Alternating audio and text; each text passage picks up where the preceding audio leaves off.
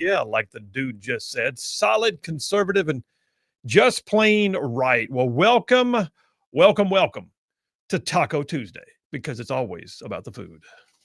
But more importantly, y'all know what today is, right? It's Taco Tuesday.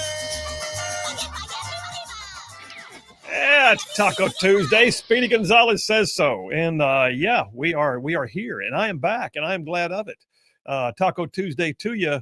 JP running the board. Hey, buddy, how are you? I'm keeping my distance once again from the CNN virus. It's contagious. So. I picked up nothing. That's what they say. I picked up. I'm not a carrier of anything at this point. I have to put you in a little bubble for like 2 days. So. I have been detoxified. Yeah, it was crazy. We'll talk about that in a minute. But yeah, it was back from CNN there last night. They asked this morning if I'd stay for another gig, but I've got places to be and things to do. And so, no, I'm here. In the meantime, we got a great show laid on for you right now. So coming up at halfway through hour number 2, Alabama Secretary of State Wes Allen calling in. Secretary of State Wes Allen is also currently a candidate for lieutenant governor. But we'll talk about several things with him as a part of our Home Fries segment. And then coming up at the beginning of hour number 3, our own Emily Jones, founder of Moms for Liberty in Madison, host of the Controversial Mom podcast. She's got some thoughts about Jimmy Kimmel. So we'll talk to Emily Jones at the beginning of hour number 3. And then there's still a triple dipper. So hit it, man. The Triple Dipper. 3 stories you've got to know. That's right, the Triple Dipper, 3 stories, 3 themes, if you will, that you got to know as we run today's show. First out the gate, oh man, you know the deal. Every once in a while, I am reviewing the news. I am seeing things of import. I am recognizing they're not all out there. Some of them are right here in and around and amongst us in our own backyard, which means it's time to cook up a batch of home fries. So, yep, got news you'll relate to in and around and amongst you right here. Home fries, number 1 on the Triple Dipper. Number 2, oh boy, listen, the left can't stand the idea that there's not a scandal involving some member of the Trump administration. And right now they are determined to go with the whole 6 unnamed sources say Tom Homan took bribes. Okay. Well, anyway, Tom Homan is doing great things on the issue of illegal immigration, and the left can't stand that. So we'll talk about the leftist lies about Homan, number 2 on the Triple Dipper. And then number 3, so Jimmy Kimmel's back on the air tonight. That's what I understand. Jimmy Kimmel back on the air tonight, and I'm going to talk about it and what does it mean. And oh, by the way, is he really back on the air or just a little bit? The Jimmy Kimmel reboot is number 3 on the Triple Dipper. All right, let me jump on into today's Rightside Way opening monologue. And I'll remind you guys, as always, Stan McDonald, longtime attorney in the Huntsville region. Stan McDonald, a longtime conservative in the state of Alabama, is the daily sponsor of the Rightside Way monologue. And I'll tell you more about Stan here in just a few minutes. All right, let me just say this. There are movies that are hits, right? There are.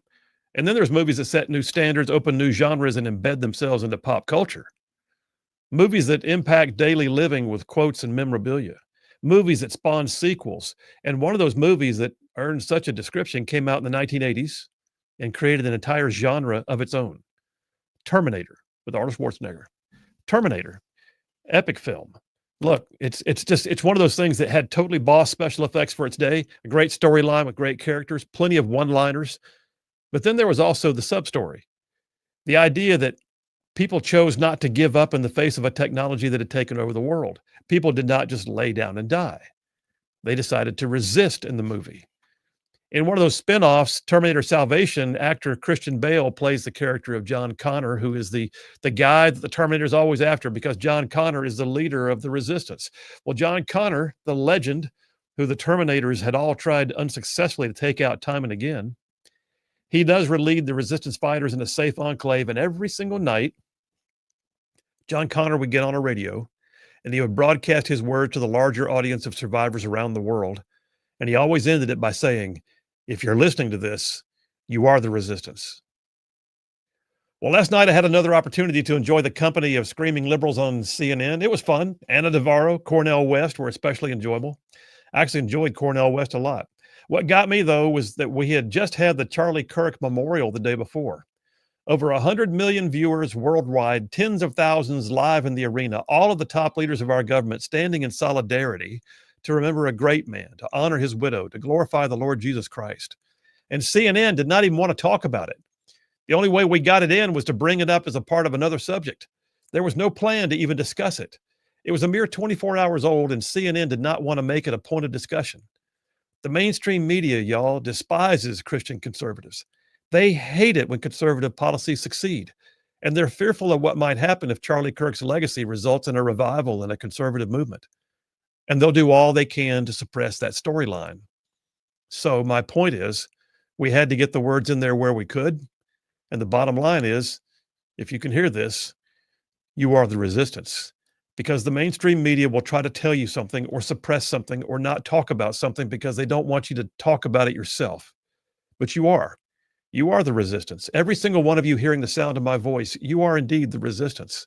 Because, yeah, they'll gaslight you, they'll lie to you, they'll suppress you, they'll dox you, they'll censor you, but you cannot let them win. And part of how we do that, by the way, is to carry on the work and to never forget what they also tried to do to us in our very recent history. I'm of the mind that we had better take that attitude and better put it to work today, because there's a blatant attempt to subvert our culture, to divert our attention away from sagging morals, to literally erode the values of our nation by watering down every aspect of our nation's structure and resilience. And we have to resist this. Like, here's one for you. Remember this back not so long ago when Biden thought that he could get away with paying off student loans, just taking his auto pen and erasing the debts of thousands of people while leaving the rest of us holding the bag. It's a classic case of the government picking winners and losers, and the question is how he could even justify it legally, ethically, mentally, morally. He couldn't. It was an affront. It was an abomination to the free spirit of America. Look, there's no American dream if everybody's lulled into apathy by having everything handed to them. It was the incitement of the welfare mentality, and that had to be resisted. It made me mindful of a story, and I've told you about it before, but I got to bring it up real quickly again. Do you remember the story about the guy who had a student loan, who didn't know what to do with the fact that he had so much debt and he was working his way through it? He lived in California.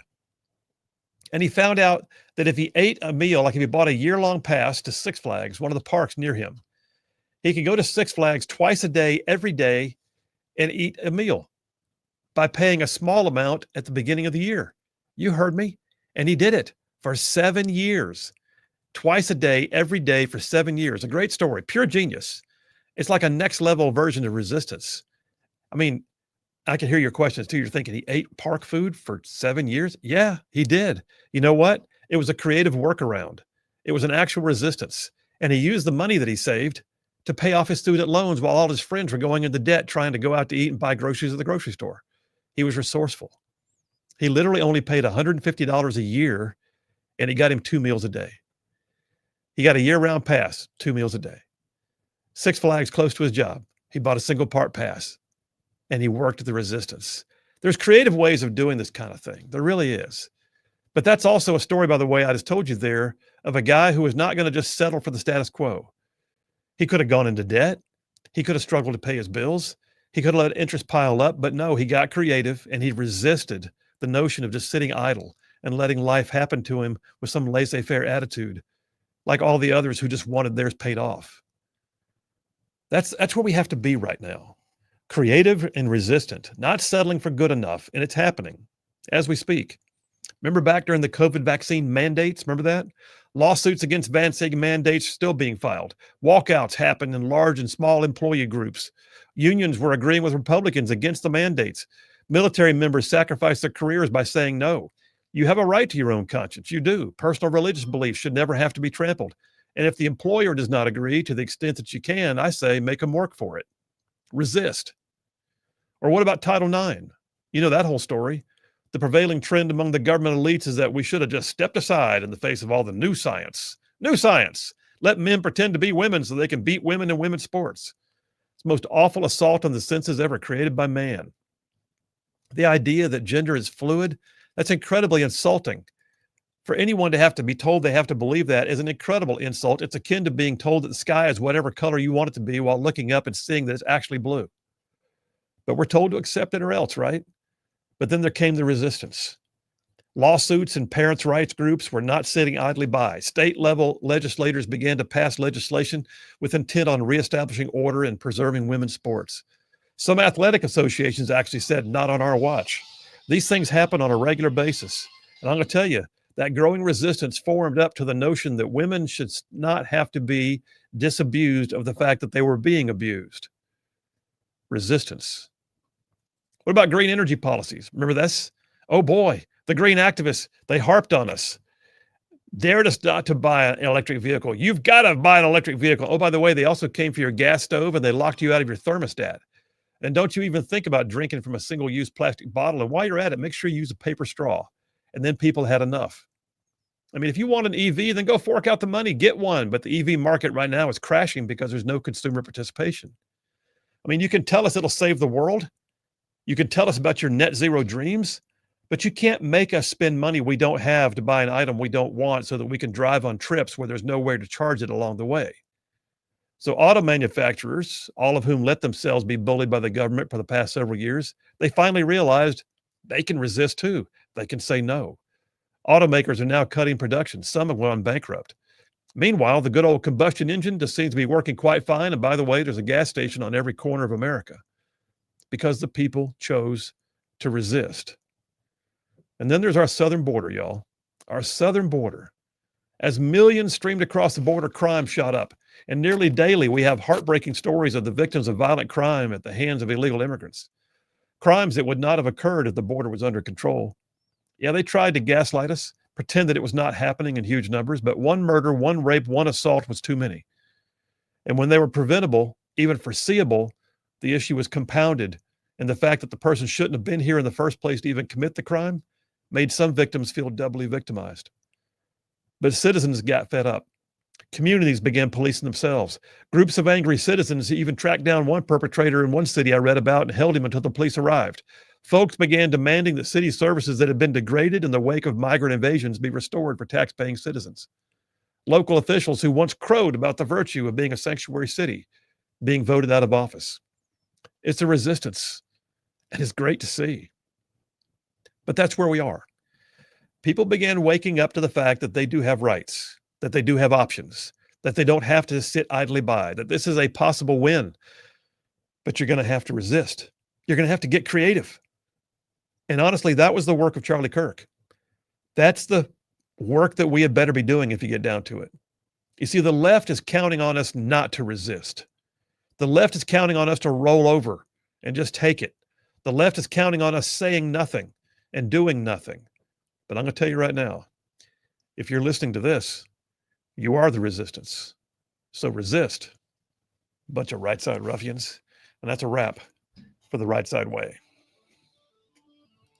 Yeah, there it is. I mean, it really did. You know, we see the election. We know that decisions are being made in the Trump White House. But the reality is we have got to say the truth. And I'm going to tell you right now, the resistance of the common man in this nation is a big part of what's changing things and putting it back on course. Phil Williams, Right Side Radio. You are the resistance. We'll be right back. You're going to love this edition of the Just Right podcast. Listen, Conrad Thompson is one of the most interesting people I think I've ever met. In his 20s, he started a very successful mortgage company, was living the dream, and then somehow or another, he stumbled into becoming what he calls an accidental podcaster.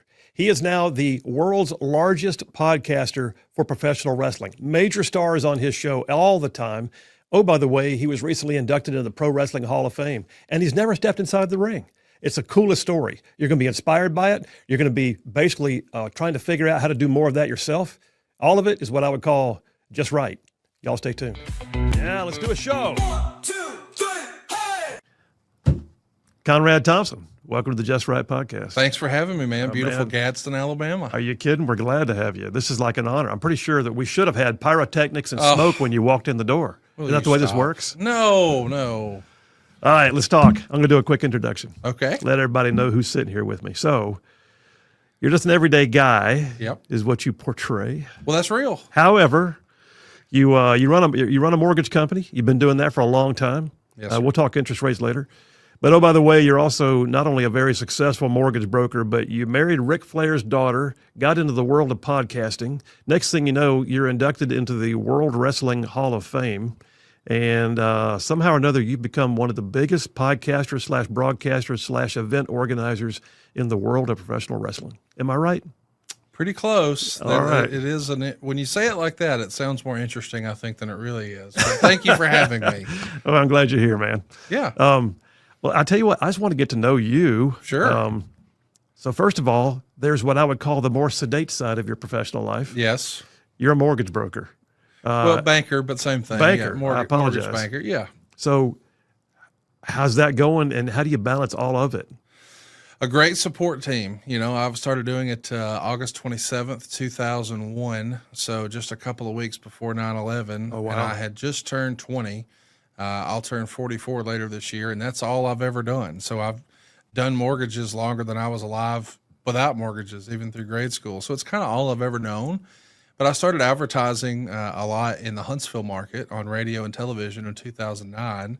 And I expanded to Nashville in 2010 and 11 and Chattanooga after that. And then somehow, some way became an accidental podcaster in 2015 with Ric Flair. And in 2016, he introduced me to his daughter. And in 2018, we got married. And yeah, it's a pretty crazy story how it all sort of dovetailed together. I mean, I thought that my life was eclectic. But then I reviewed some of yours as I got ready for today, and I thought, no, I got nothing. Well, it has been an interesting life, but what's interesting to me is that you and I are 1 degree separated, that my best friend in life, the guy who actually performed the ceremony between me and my wife, was a guy who I think you were kind of like his youth pastor of sorts. I was, absolutely. Yeah. Yeah. How fun is that? Casio Kids, shout out. Casio Kids, shout out. We love you still. Yes, absolutely. And what's kind of cool is I made the joke earlier that tell him I've still got pictures, but then again, he may come back and say, tell him I got more. I love that. I love that. Pictures when he had hair. That's it wouldn't exactly even look right. like him. He's got plausible deniability. That guy's got hair. That's not me. Hey, listen, so on the mortgage broker side of you still do that though, right? Oh yeah, every day. Yes, sir. I said broker, it's banker. But no difference. I help families get into mortgages. I help people realize the dream of home ownership and then understand that they can reorganize their debt. Like right now, there's a lot of families who are struggling because, as you've probably heard, credit card debt is at an all-time high. Yeah. At the end of January, a report came out that said that America had $1.21 trillion in credit card debt. It's never been that high. No. And if you take a look from the pandemic to now, it's almost like a hockey stick. It's just through the roof. And I think the reason that is because people are hesitant to refinance out of their low-rate mortgages they locked down during the pandemic. Yeah. So they'll say things to me, Phil, like, well, you know, I'm rate sensitive, so I'm not going to refinance at a greater rate. But I almost challenge that, Phil, respectfully to say, how rate sensitive are you really if you've maxed out a credit card at 31%? Yeah. Like once you owe it, it's up to you to figure out how to pay it back. And not only is the interest rate you have on a credit card astronomically high, but the interest you pay on a credit card is not tax deductible, whereas the interest you pay on a mortgage is. So if you could get a cheaper payment and a greater tax deduction, improve your credit score, give yourself more room on that credit card in case something disastrous happens, and lower your monthly payments in the process, how do you lose? But a lot of families just don't really understand that. They're just taught to think, well, I got a great rate on the mortgage, I need to leave that alone. But it's impeding their ability to take their kids to the movies or go get ice cream or just life. So you've actually done this for a bit. I can tell by the way you verbalize it. It Sure. comes right on out. And I guess, too, let me ask you this, because I'm going to chase a rabbit for a second. We all watched the economy over the last 4 years, just the cycles of just craziness.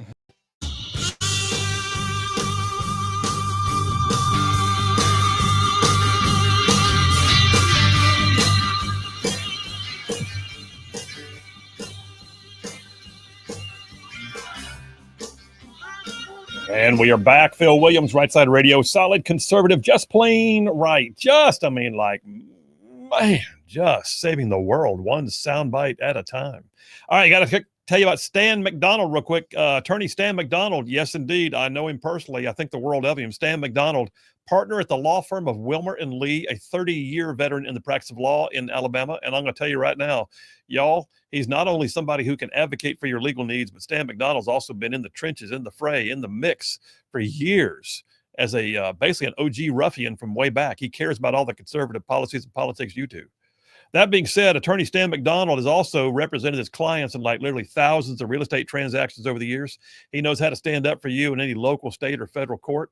I like to say if Stan McDonald is on your side, you're going to have no greater friend. Likewise, your adversaries would have no greater foe. So here's the thing. You want to get in touch with him because you need an attorney in North Alabama. I'm going to tell you how. I'm going to give you his phone number. You ready? Stan McDonald, the law firm is Wilmer and Lee. He's an America First family man. And here's his phone number, 256-533-0202. That's 256-533-0202. And tell him you heard about it on Rightside Radio. And then, the representation made the quality legal services are bad. They're not. Why would I say it? He advertises on Rightside. He's a friend. He's a good. I like him. He's a good attorney. So there. Bum, bum, bum. Text lines are open, 833-687-4448. That's 833-68-RIGHT. Text it, call it, same number for both. I saw y'all had a bunch of texts left over from yesterday, JP. Am I right in saying that? We had some, yeah. Some left over? Yeah. All right. Thanks to Chris Reed for sitting in for me while I was up in New York City and doing the CNN gig again. I am going back again. I believe it's next week. What day is the second, JP? Is that that Thursday? I think it's a Thursday, isn't it? That is Thursday. Well, goodness. I believe I'm going back on next Thursday. So that'll be a hoot. We'll see what we have to talk about then. We'll see who they line me up. Who's going to be on next time? I mean, this time I had Anna Navarro from The View. And I'll tell you what, though. I went into it not knowing what to expect with Cornel West.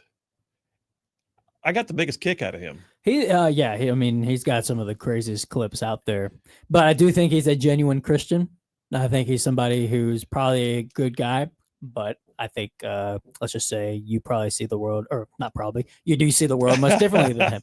This is true. But he knows how to be cordial, but I guess he does have his moments where he can get rowdy, but it was refreshing to see him not be like that all the time. Did you see the part where he dropped his microphone? We were on the air. Yeah. And his microphone slipped down inside his jacket, and so he just leaned over there talking into my collar. Yeah, and I can give you a representation of what it sounded like. It sounded something like this. Yeah. So, yeah.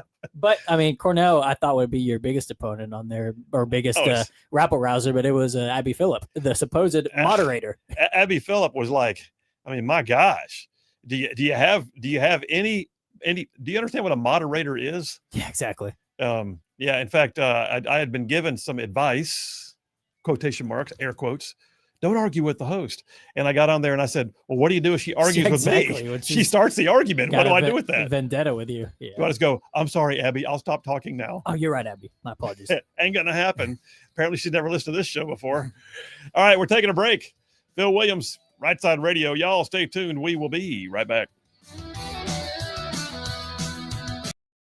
Year high inflation. COVID pandemic set the rates low, trying to get the economy back, stimulation money being thrown in. It was madness. Yes. It was cats and dogs living together. It was all of it. Are you seeing people returning to the table, though? I mean, that conversation you said you can have with people on a regular basis. I do a lot of real estate law. Mm-hmm. You do the other side of it. You're the lender side. Are you seeing people coming back to the table, so to speak? A little bit. I mean, the people who are in a bad place, or life has dictated that they need to make a move. Yeah. So unfortunately, maybe there's a divorce, or a loved one passes away, or there's an empty nester, or someone retires, or they lose their job. Those are the type of people who are making moves right now. But people are still buying houses. People are starting a new career, and they're excited to have a fresh new start in a new town or a new market. And their life has dictated that they have to buy something else. But I look at here locally, you think about Huntsville, Alabama, there's over 500 jobs that have been announced, and there's rumors it's more, that will be coming from the FBI down to Huntsville. I mean, Kash Patel was just there last week saying we hope to bring a lot more than just those 500 jobs. Well, that means there's 500 families, moms and dads, usually a two-family income or two-income household. They've now got to relocate their whole life to Huntsville, Alabama. Now, you and I know Huntsville's awesome, but this wasn't anybody in D.C.'s original plan. No. Like they have jobs, like probably only one of those people work for the FBI, but the other person has a job there. They're also going to find out they can buy a lot more house here than they can in DC. Absolutely. And But some of them never owned a house, and now they'll be able to. But are people going to rush to buy their existing house in DC? See, that's the problem is that's a good they've point. got to sell a house there at the same time everybody else is leaving DC. So now there's more inventory than ever before. Are they going to be upside down? Yes, their dollar goes further in Huntsville than it does DC. But if they've still got a mortgage hanging around up there, boy, it's a real challenge. So we've got to get some sort of relief with interest rates. I believe this firmly. As interest rates go, so does the economy. Yeah. You know, if we can get real estate moving again, our economy will fix itself. So much of what our economy in America is based on is our single biggest asset. And for most families, that's their house. And so they're not really putting that big asset into play. The economy isn't at full scale. So I think there's think about if you had a crank and a water hose. That's what we've got right now. Yeah. You've got a ton of folks who want to buy another home. Their current home no longer suits their needs, but they're not going to let go of this great rate. And they know that home sales are slowing. I mean, there's more listings on the market. There's more inventory than there's been in a while. But by the time, we unkink that hose with low interest rates, we're going to be back in a 2020 situation where we have more buyers than we have inventory. Those prices will come back. So I do think now, if you're a savvy investor or if you're willing to see what's coming, interest rate relief will be there. You can still get great deals on homes right now. If you wait until the rates are better, you will have missed it. I mean, you remember how crazy that was? Multiple offers the same day. It was bananas. We were doing 5, 6, 7 closings a week in my small firm, and it was in a market, by the way, where I'm at right now that is not Huntsville, Alabama, Right. Which is not a depressed market by any stretch, but the refinance especially was going through the roof with the rates. Yes. All right, so let me ask you this: I can hear the passion in your voice. It's obvious you love what you do and you're a professional at what you do. Which one's more fun, this or the podcasting wrestling side of your life? Well, listen, that's hard to answer. Just me and you talking. Which one's more fun? The figuring out how to structure a deal is fun. Laughing and cutting up with my buddies, telling inappropriate jokes to make people laugh about old wrestling stories, that is more fun. Yeah. But there's nothing more rewarding than feeling like you had a meaningful impact on someone's life. Yeah. And I realized that we can do that with the mortgage business. I mean, I routinely help people experience, a $1,500 a month savings. I mean, that's like they had a second really nice part-time job, because that's like net dollars. So think about how much you would have to earn in order to bring home $1,500. Like that allows families to do more for their kids, for their moms, for their dads, be more, active in their community. Just relief and peace of mind. That's what it's about. So I guess in essence, I'm going to paraphrase slightly, but do you feel like you're helping people no matter which side of your professional life you're on? I do. I mean, I Solid conservative, just plain right.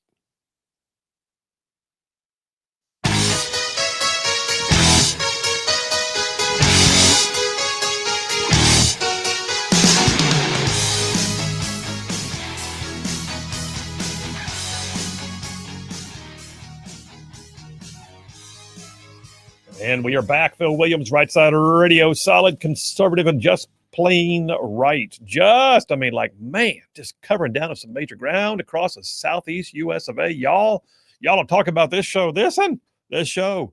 I mean, it goes like from Huntsville back over to Chattanooga. I'm talking about from Tuscaloosa back over to Gadsden. I mean, all the way down to that loveliest little village on the plains we call Auburn. It's right across the line from there to what we call, once again, Fort Benning. Big old patches of North Georgia, Mississippi, all thrown in just for good measure. And that's just the radio. Then there's all y'all out there, the whole wide world, going to the World Wide Web, logging in, live streaming the show, looking inside the studio as I speak, live streaming on places like X and Rumble and YouTube and Facebook and our website, rightsidemedia.org. And then, oh, yes, indeed, all you guys that are podcasters that catch it after the fact. If you're hearing me say all that, it's because what I'm trying to say is we can see everywhere you're at. We know it, and we greatly appreciate it. You're the only reason why this show exists. It's not for us. It's for y'all. So thank you very much. Text lines are going crazy. Let me get a few of these real quick. Allie from Athens says, Viva la Resistance, Colonel. Thank you, Allie, my friend. Said, it's a joy to watch you truly reach across the aisle last night. Who knows how you might be used by God in the way of Dr. West. So well done, sir. Thank you, Allie. I did enjoy it. And, you know, I guarantee you, if you didn't see it, so I was on CNN last night on the Abby Phillip Newsnight show. Oh, you got the picture up? At the last minute. In fact, I'll be honest with you, it was Allie. Allie texted me last night on the show, and she goes, "You need a selfie of you and Cornell West." So when it was over with, we're about to leave, and I said, "Dr. West, let's get a selfie." And he goes, "Let's do that." And he leans in. He's got this madman looking thing going on, but yeah, he was just listen. I guarantee you, there'd be times when we would go back and forth and probably be hard at it. But last night, he was like Mr. Graciousness, you know, just basically loving on everybody. So it was a hoot.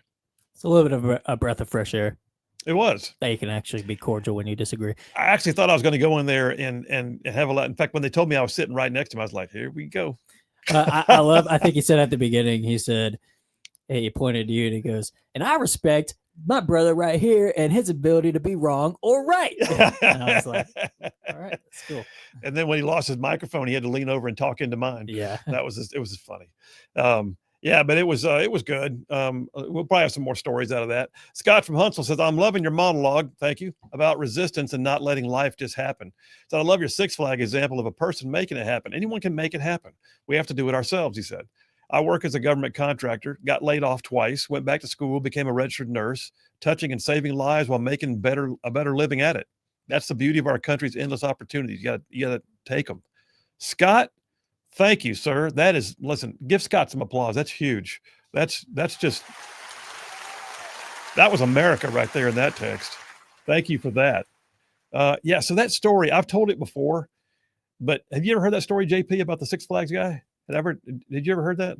No, It's been a long time since I told it. Don't believe so. So more detail is this dude gets out of school, all his friends, they all got student loan debt. He's living in California, which is hard enough as it is because life's so expensive out there. And he lives near a Six Flags park. And he finds out he can buy a $150 year-round pass. And what Six Flags is banking on is you'll come like 4 or 5 times. No. Old boy lives so close.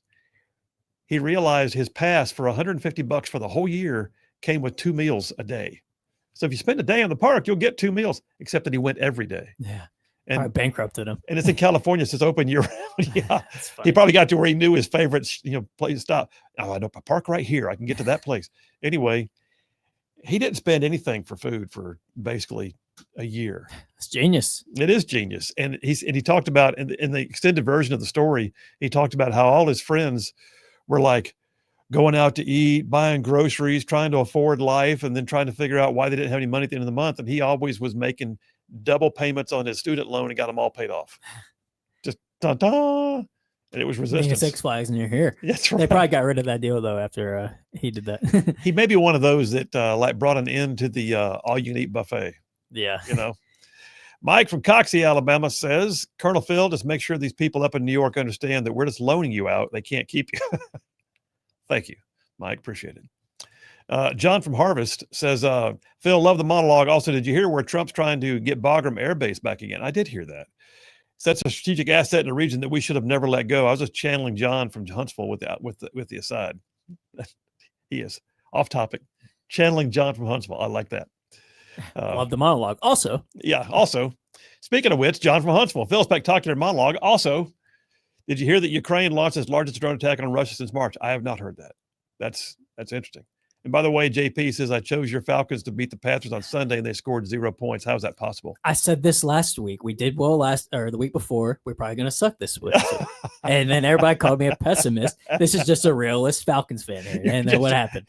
You're just an actual Falcons fan, is yes. what you're saying. Yes. I'm just in touch with reality. Only non-Falcons fans are the one who picks them to win. Yes, exactly. I got you. Chris from Athens says, Colonel Williams, you need to try and get Greg Gutfeld to go on CNN for backup, especially if they have anyone from The View. That would be a hoot. I'd be honest with you, I'd be sitting there just like sitting back in my chair just watching because it'd be a bloodbath. Yeah, which Gutfeld, his show is kind of a comedic twist on sort of, well, he's on The Five, which isn't his show, but he's on a similar kind of format. And I don't think Abby Phillip would be able to just walk over him as she tries to do with everybody. No. David at Bucky says, where'd he go? Said, Phil, our daughter lives in Kern County, California. And there's a quote. I guess it's a quote. It says, yeah, quote, concerned with the exodus of oil and gas companies, refinery closures, and the expensive price of gasoline in the state of California, Gavin Newsom signed legislation that fast tracks the approval of 2,000 new wells per year over the next 10 years in Kern County, a significant oil producing region. And then he says, so much for California's EV mandate. Indeed. Indeed.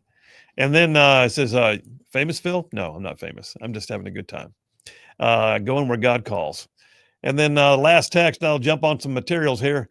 Said you should invite Abby to be on your show. Her Wolverine Dan, your atheist friend, and Jeff from Indiana, all on one show. We should. that'd be a hoot, wouldn't it? Oh my gosh, I don't think she'd do it. What do you think? No. I'll ask her. I'll be there next week. Abby, when are you coming on my show? Come on. I'll argue with you on my show. I'll control the mic. How you like me now? Yeah, on our turf. Yeah, that's right.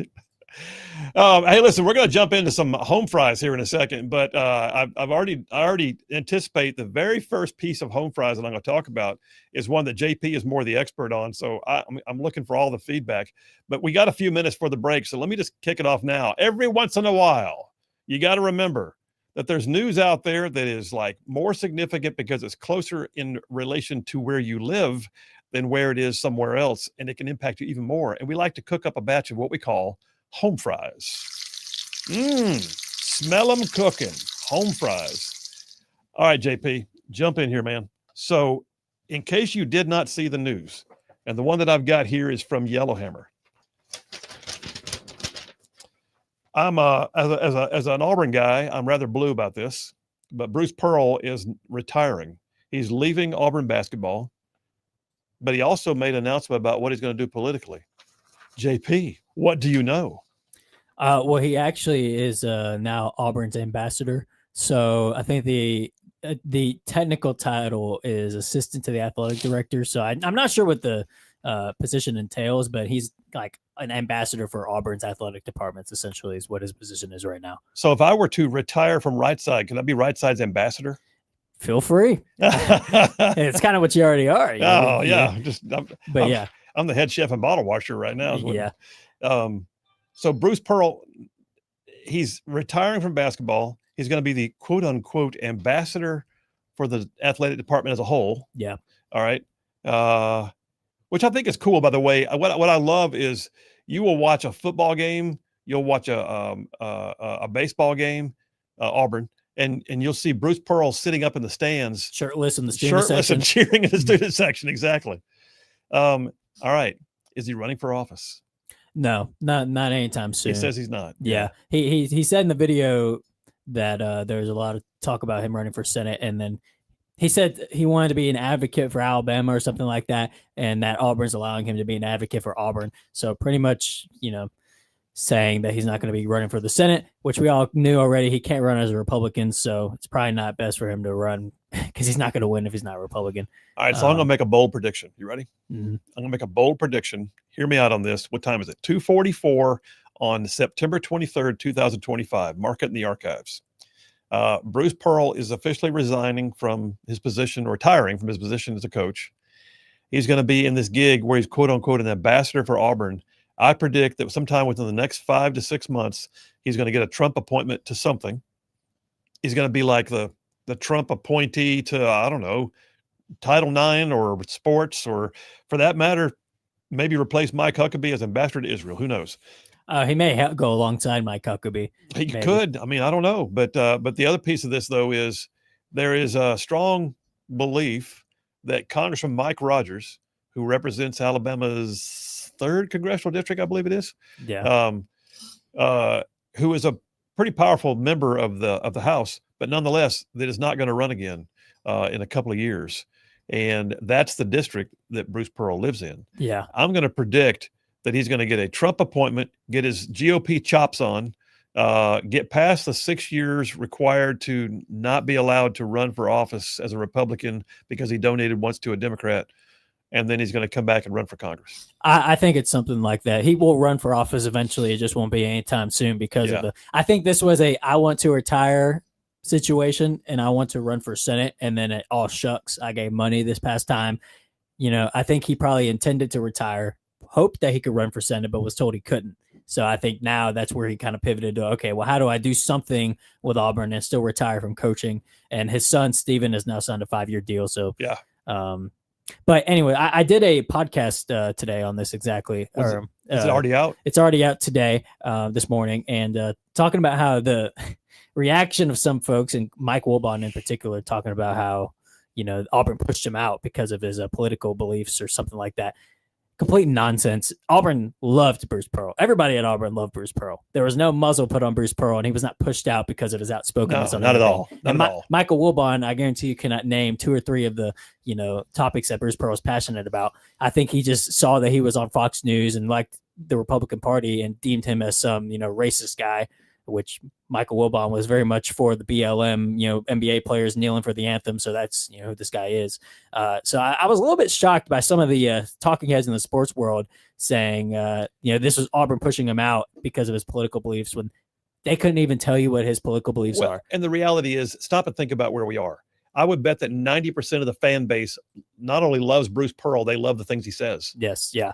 So there's that. It's they want to make it about race when all it was Bruce was advocating for Israel because he is Jewish and the Republican Party is the pro-Jewish party. That's all it is to it. Yeah. So we'll see. He will run for something, but not anytime soon. All right. We're in home fries right now. Very first story there was that Bruce Pearl is retiring from active coaching for Auburn University after having a Final Four season with the basketball team. And now he is the quote unquote ambassador for the athletic department at Auburn. And I'm going to bet there's more in his future. Got to take a break. We'll take that break right now. We'll come right back from that break and do some more home fries. Phil Williams, Rightside Radio. Y'all stay tuned. We'll be right back.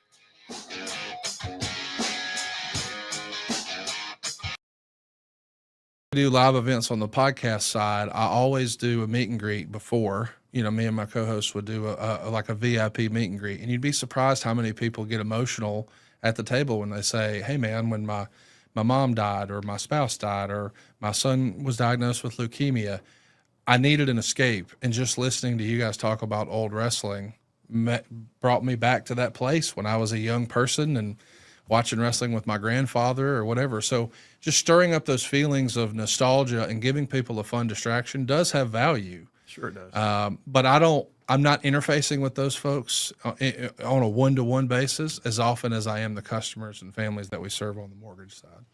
Well, you mentioned old wrestling. Yeah. All right. So I'm an old guy. So I'm thinking back to the days of like Tojo Yamamoto Yes. and Gorgeous George. Oh, yeah. And Rowdy Roddy Piper. The best. And I mean, these were the guys of my day. I can still remember sitting in my granny and granddaddy's kitchen in Birmingham with the black and white TV on the roller stand over there in the corner of the kitchen and looking at my granddaddy, say, "Granddaddy, that man just hit another man with a metal chair." Yes. And as a kid, just watch.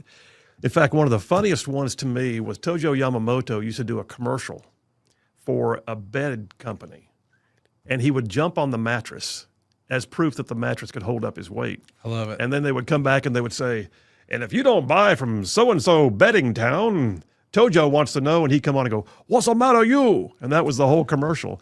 But that whole culture was built around those old guys. Yes.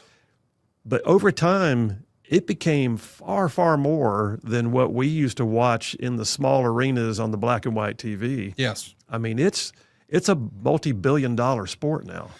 No doubt about it. It continues to get larger and larger too. I mean, WWE is experiencing their greatest success ever right now. And a lot of people are really impressed with that, considering it's happening sort of post Vince McMahon. He's sort of like the Walt Disney of the pro wrestling world. And now that he's out of the picture, I think a lot of people were keeping an eye on it, wondering, what does this look like without Vince McMahon? And we found out it's a hugely successful publicly traded business under the TKO banner. Nick Khan and Ari Emanuel and Mark Shapiro, they're printing money for WWE right now for sure. Yeah, absolutely. All right, so you're a mortgage broker guy. Yep. I keep calling it that. That's all right. You're a mortgage guy. Let's just do mortgage guy. You're a mortgage guy. That's what I call myself on Twitter, Conrad the Mortgage Guy. Okay. Yeah. So Conrad the mortgage guy meets Ric Flair. Yep. And then now you're married into the Flair family.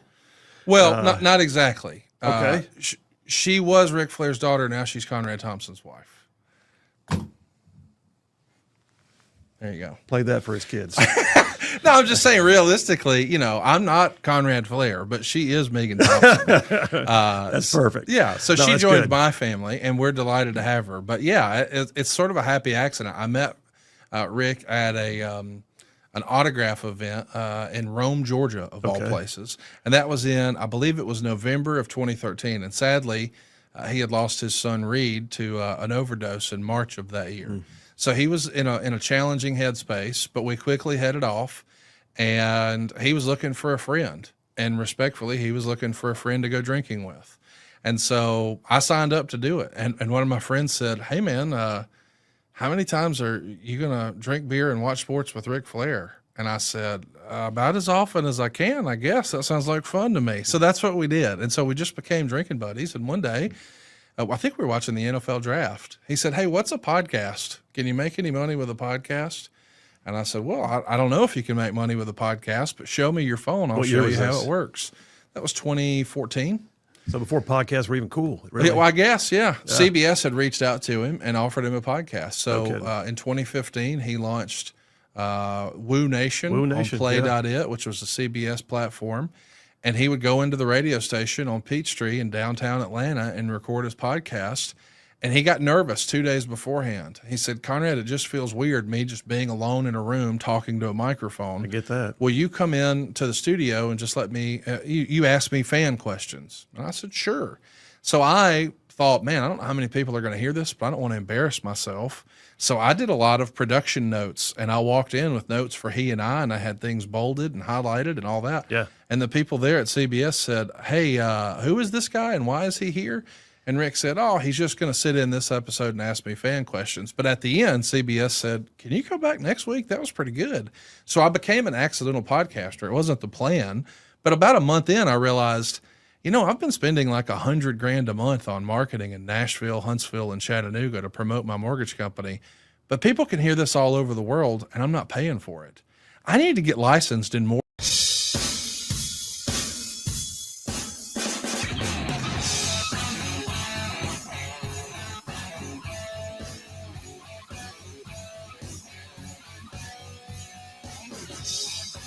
And we are back. Phil Williams, Right Side Radio, solid conservative, just plain right. Man, making common sense like a superpower. All right, we're doing a round of home fries. Cook me up some home fries, JP. Cook them up, man. There it is, sizzling in the pan.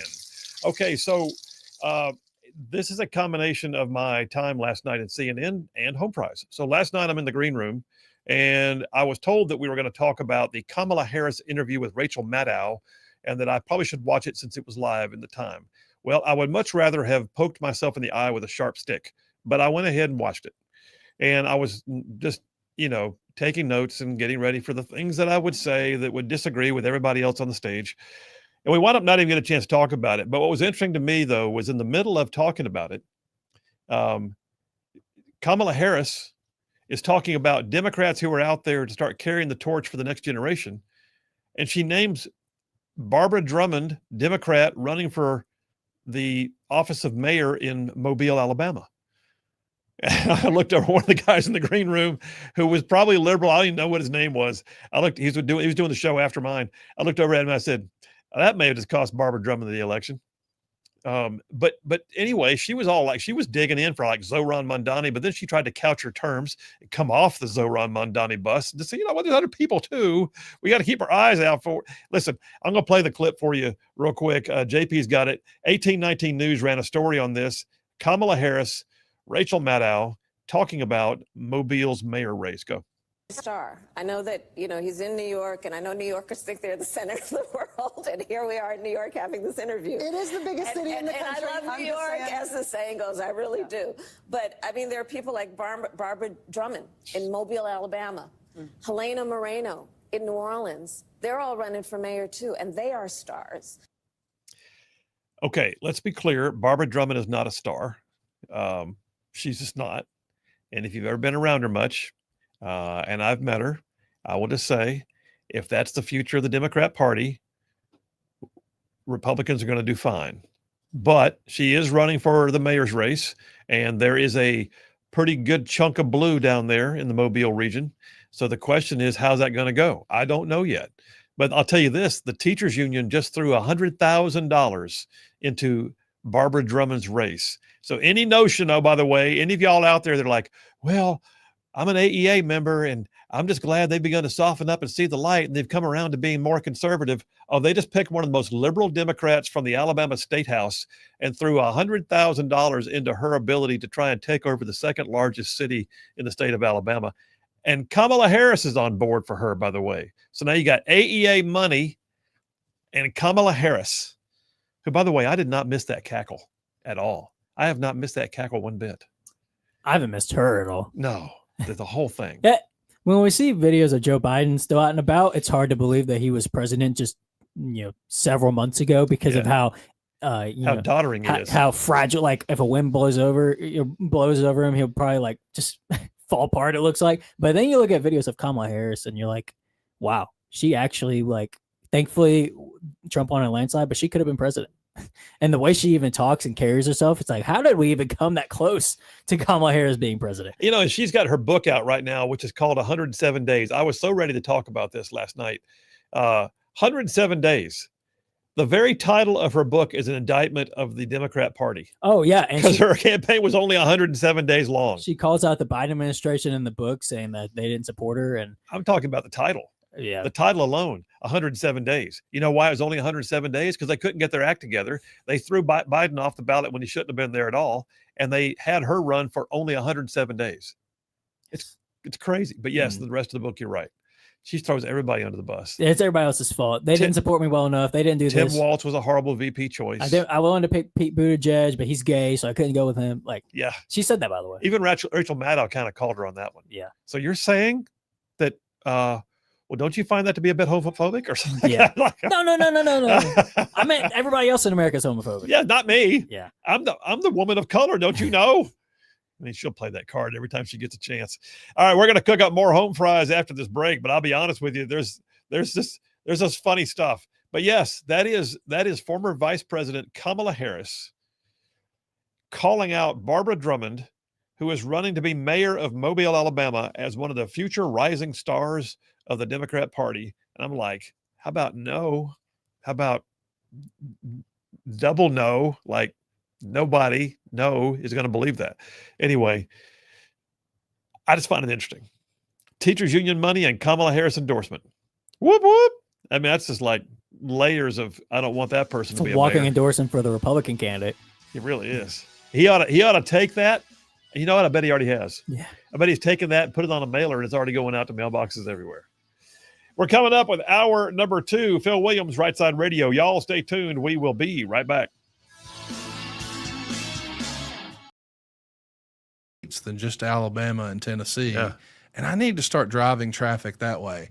So I quickly did. We went from an ad budget of $100,000 a month. That was the real number for our mortgage company to $0. And it's all just through podcasts. And we experienced phenomenal growth. We had a much bigger platform because of the podcast. So anytime I get a chance to come on a show like yours, I jump at the chance. I believe in the medium.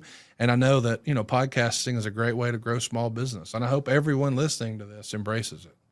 Well, and I appreciate that, and I agree. And in fact, I would call myself somewhat accidental and late in life too. At that point, I got a call out of nowhere. Would I do a radio show? That's the stupidest thing I've ever heard. And next thing you know, here I am, radio, podcasting, and all of it. Yeah. And really watching something grow. And I'm like you. I'm a dual career guy. I've got a law firm, and yet I don't know which one I spend more time on. To be honest with you. In fact, I probably really do. Here I am sitting with you. But the truth of the matter is, it's a hoot, and you get to do what I call impacting culture. Yes. And that's where I feel like my calling is impacting culture, and having an opportunity to be a part of the mix, and to express something that other people might go, oh, that's what I've been trying to figure out the words to say, and if I can get that done in a day, I feel like I've done my gig. Absolutely. All right. That being said, let me ask you. So the accidental podcaster, but it didn't just stop with the one. You had Woo Nation, you and Ric Flair. That's right. Which is not currently going now, if I'm not mistaken, right? No, CBS closed Play.it. CBS Radio actually sold. So when they sunset that, Rick and I had already decided, hey, we can monetize this and sell this better on our end if we just take over sales and everything. At that point, we were, quote unquote, just talent. But I, as an entrepreneur and small business owner, I was like, I think there's more money to be made if we just control it all. Yeah. So I pitched him on, let's just launch our own show independently. And my buddy Dave Green, who I met because he ran the Cumulus cluster in Huntsville, which features one of your fabulous shows on WVNN, he had moved back home to St. Louis. And I reached out to him and I said, hey, do you think you could represent me as our ad sales guy? And he said, absolutely. So we came up with, using my graphics girl, like a slate for him to pitch and well, we could, pitch some sales, and it worked. So the success of the Ric Flair show, which we launched, and somehow it debuted at #1 on the sports charts. I said, hey, you know what? This is great, but I sure would like to get some more of those leads the other 4 days of the work week, because I had been used to advertising my mortgage company through the radio Monday through Friday with live ads, because I would call into the station and say what's going on and tell today's success story or what have you. So I thought I need to build more shows. So I had, through a different project, I was doing some recruiting in Nashville, and I wanted to shoot a campaign targeting guys who had worked in the auto finance industry. They understand sales, they understand interfacing with customers, and they understand finance. So I thought these guys are natural to do it in the mortgage business, but a much better quality of life. Anybody who's worked in the car business can tell you it's just a grueling grind of a schedule. So to be able to get back more of that time and perhaps earn more money, I thought, hey, this is a home run. So I reached out to a former WWE producer who had produced a bunch of their stuff through the years for guys like The Rock or Stone Cold or The Undertaker. And I said, help me come up with a compelling commercial. So we worked on it for the better part of a week. And near the end of one of our shooting days, we're just collapsing on my couch at the house like, whew, what a long day. And as we're just shooting the breeze, I said, hey, man, what happened when? And I asked a very specific wrestling question. And he adjusted in his seat, and we talked about it, and he told me the story. His name is Bruce Pritchard. Okay. And at the time, he had worked at a Volvo dealership, and then after that, he had worked managing a law firm for a great close personal friend of his named Rob Taylor in Houston, who was really an icon in the mesothelioma and asbestos and all that sort of stuff back in the day.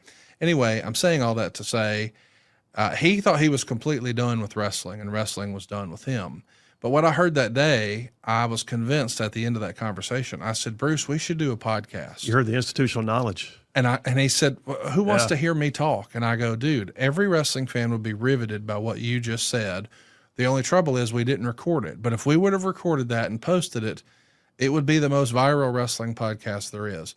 Well, eventually I convince him to, let's just record a few for fun. How long was the eventually? How long did it take? Maybe 3 weeks. Really? Yeah, because he had just, the way it actually happened is he had just launched a t-shirt store on prowrestlingtees.com. So the idea would be if you were no longer contracted by WWE, but you still had a little bit of name recognition, think like $1 Million Man Ted DiBiase. Yeah. Then they were selling shirts that looked like the $1 Million Man's jacket. It's just a black t-shirt, but it looks like it. So it's just a fun, if you get it, it's retro wrestling, you get it. Well, he had some for his Brother Love character that he portrayed in 1988. And I said, here's the thing. I can sell some mortgages. You can sell some t-shirts. What's the downside?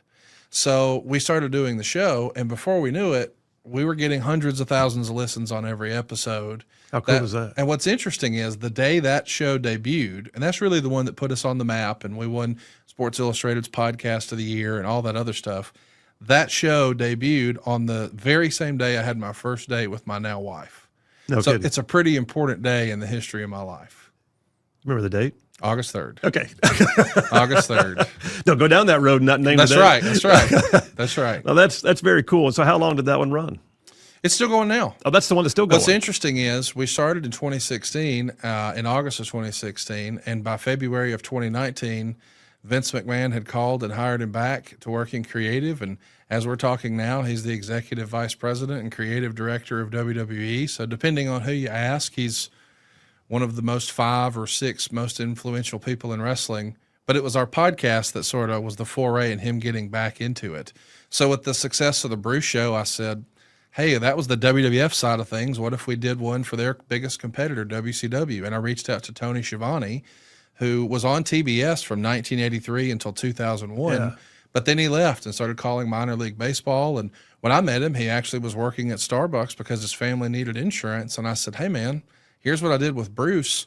I think we could make some money here and raise the profile for you if you were interested. And the timing was perfect because he had just found out his daughter was getting married. He had a new wedding bill coming, and he's like, hey, let's do it. So we made a gentleman's agreement. I'll sell some mortgages, and I'll let you keep all the ad revenue until we get this wedding paid for. Well, when it was done, we just kind of assumed, well, is that the end of the podcast? And we did a podcast from the wedding reception where we announced, no, we're not canceling the podcast. We're going to keep it going. Well, when Tony Khan, whose father owns the Jacksonville Jaguars, decided he wanted to open his own wrestling league, he was a big listener to our podcast. So he reached out and said, can you get me in touch with Shivani? I want him to do what he's doing for you, for us. So now every Wednesday night he's on TBS, and every Saturday night he's on TNT. Isn't that Tony cool? Shivani's back in wrestling. So Isn't that cool? It's super. just like the dude just said, solid, conservative, and just plain right. Welcome to hour number 2 on a Taco Tuesday. We're cooking up a batch of home fries. Oh yeah, makes me hungry just hearing it. All right, so I got one for you. Just by the way, in case you didn't think the race was crowded enough, have you heard we got another candidate in the U.S. Senate race? Yeah, I've never heard of him. I've spoken to him. I don't know much about him.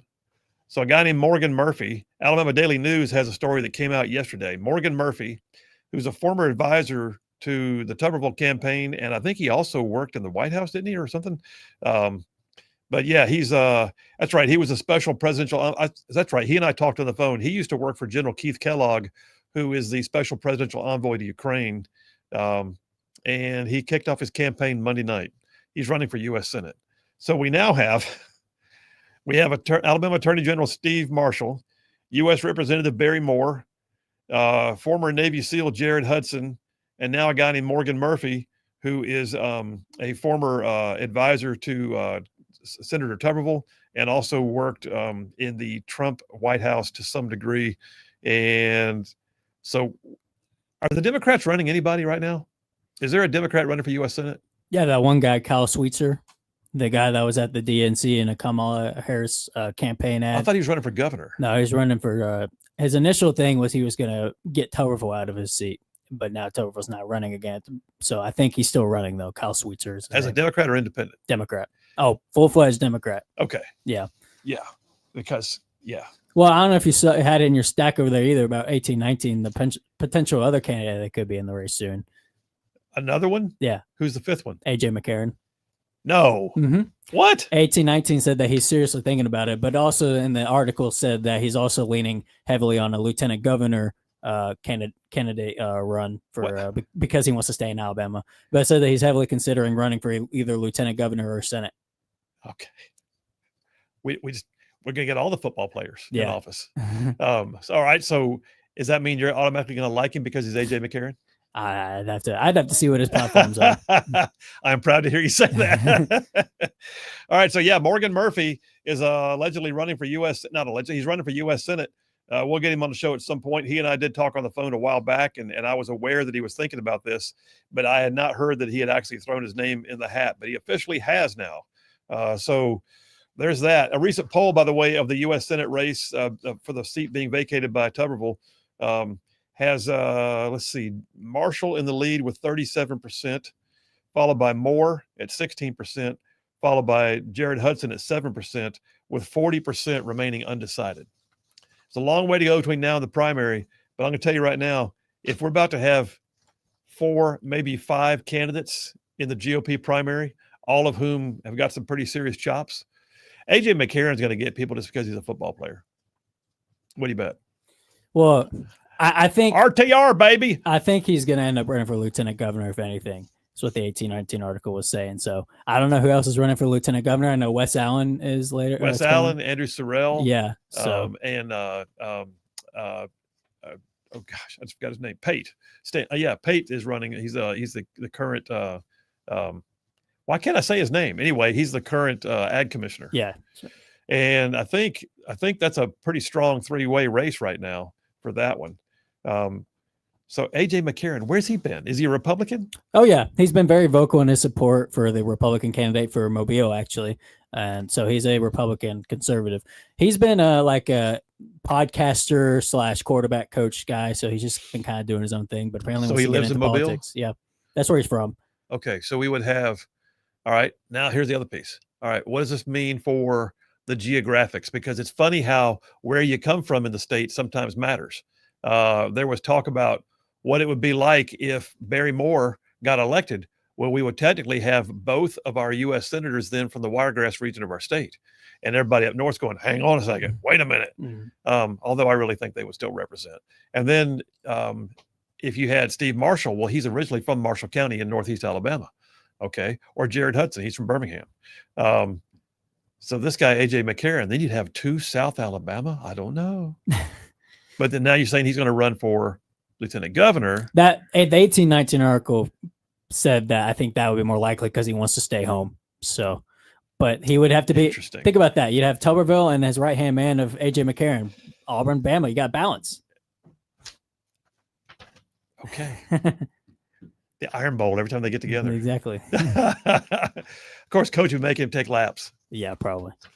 All right. So speaking of elected officials, so you may recall that in recent days, the U.S. Congress passed a resolution in favor of a National Day of Remembrance for Charlie Kirk, and it was basically. It was designed just to honor him. It was not setting up a new national holiday. It was not going to require any great expenditure of funds. It was an honorary opportunity to pass a resolution for a National Day of Remembrance for Charlie Kirk. And the Alabama Democratic Party members basically thought Kirk was racist, and they said no. That's our two members of our U.S. delegation are Congresswoman Terry Sewell and Congressman Shamari Figures, and they both voted no. And the Alabama Democrats now are trying to defend them. And here's their Facebook post. You ready for this? The Alabama Democratic Party, which is ate up like a soup sandwich, man. The Alabama Democratic Party said, quote, expecting two black congressmen from Alabama, one of whom her mother was Selma's first black city councilwoman.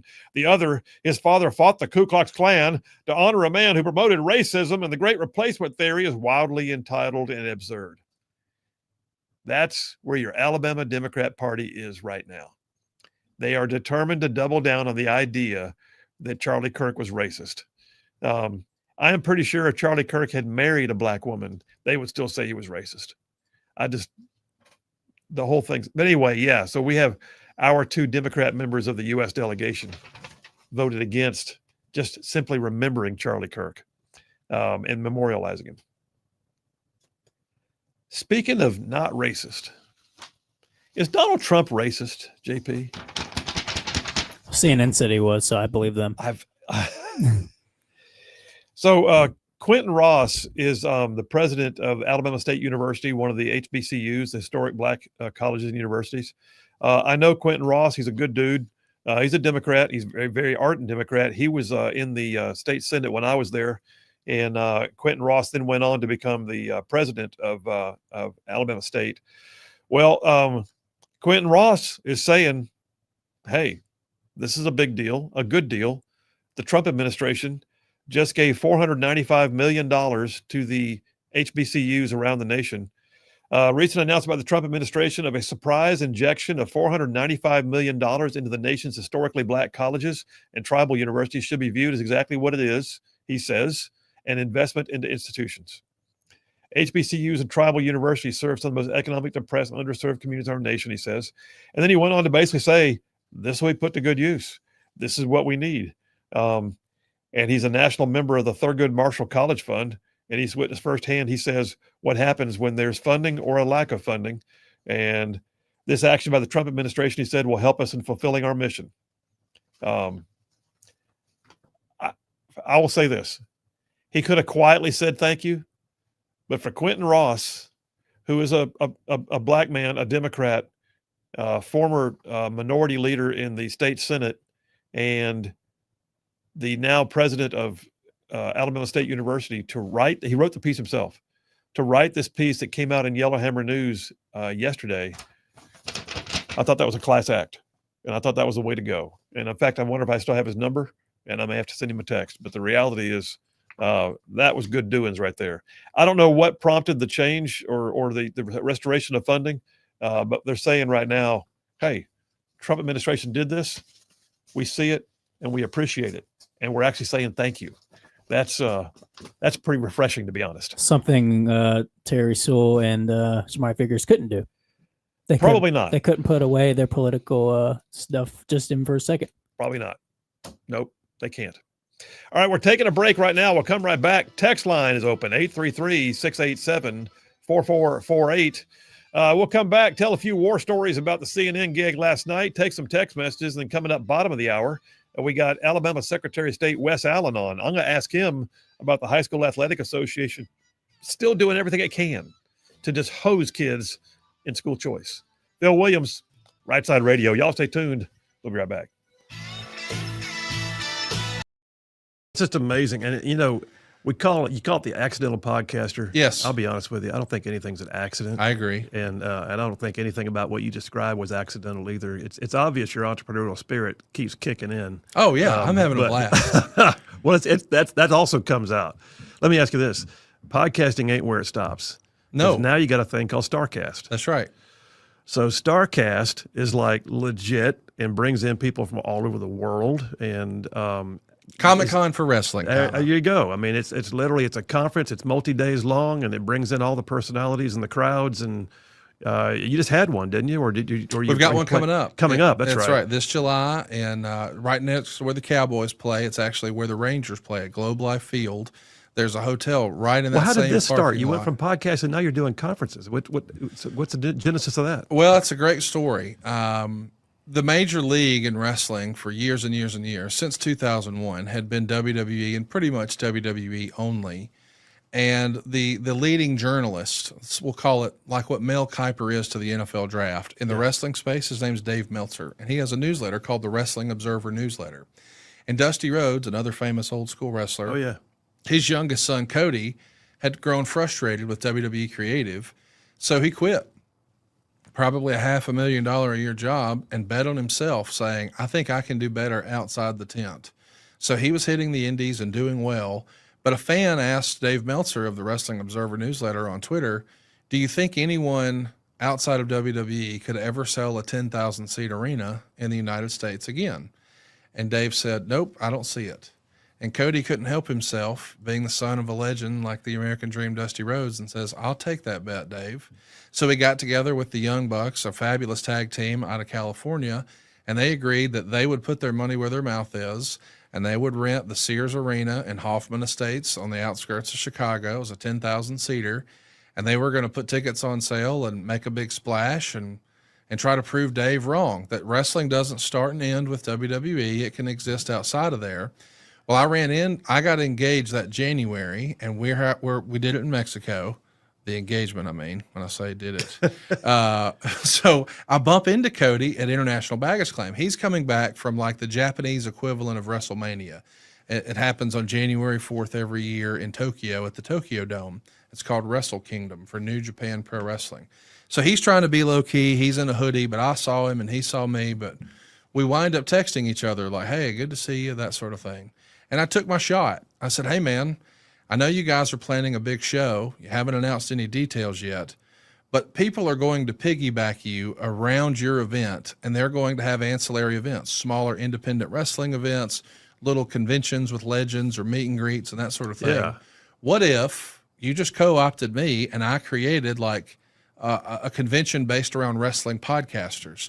So you would sort of co-opt all the media and coverage for your event and make it feel bigger. What year are we talking about? 2018. Okay. So we could do, weigh-ins and press conferences. And I just want to make your event feel bigger than just the one, hey, we're going to the arena for this 3-hour event and that's it. Let's make it a whole destination for wrestling fans for the weekend.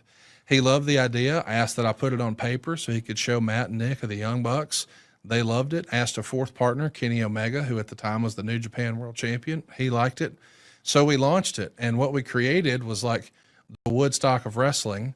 I have to admit, I did not know what I was doing, but that's how all business is. At first, you're just trying to figure it out as you go. Ain't that the truth? So we didn't know what we didn't know, and I probably sold too many tickets. You're probably better off not knowing, as a matter of fact, going into it Absolutely. to some degree. Not knowing led to me creating some stuff that Other people have copied, and some stuff they didn't copy, and thankfully was never repeated because it didn't work. But that's how you learn. You do A and B testing, and we do more of what works and less of what doesn't. So did they win the bet on the first one? Did they fill the arena? They sold it out in a half hour. Didn't take any time at all. We set all kinds of records, and the idea was that was sort of proof of concept for Tony Khan, who I mentioned owns the Jaguars, to create his own company called All Elite Wrestling. So that happened on September 1st, 2018. And on January 1st, 2019, they announced that Cody Rhodes, Kenny Omega, and the Young Bucks had just formed their brand new company with Tony Khan called All Elite Wrestling, which is where my buddies Jeff Jarrett, Jim Ross, and Tony Schiavone, that I'll do all their podcasts, they're all with AEW now. And I don't know without All In that AEW would even exist. So to know that I was even remotely involved in any of that. And then when Tony did the little kickoff announcement saying, hey, we're creating a new rival league and our top star is going to be Chris Jericho, that was a big surprise because he's a well-established name. Yeah. He wanted to host a rally outside of the Jaguar Stadium in Jacksonville in the parking lot. And he called me to host it. And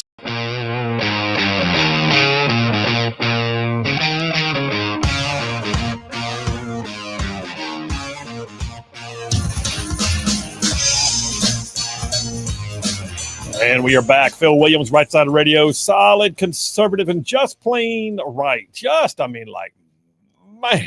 Just saving the world one soundbite at a time.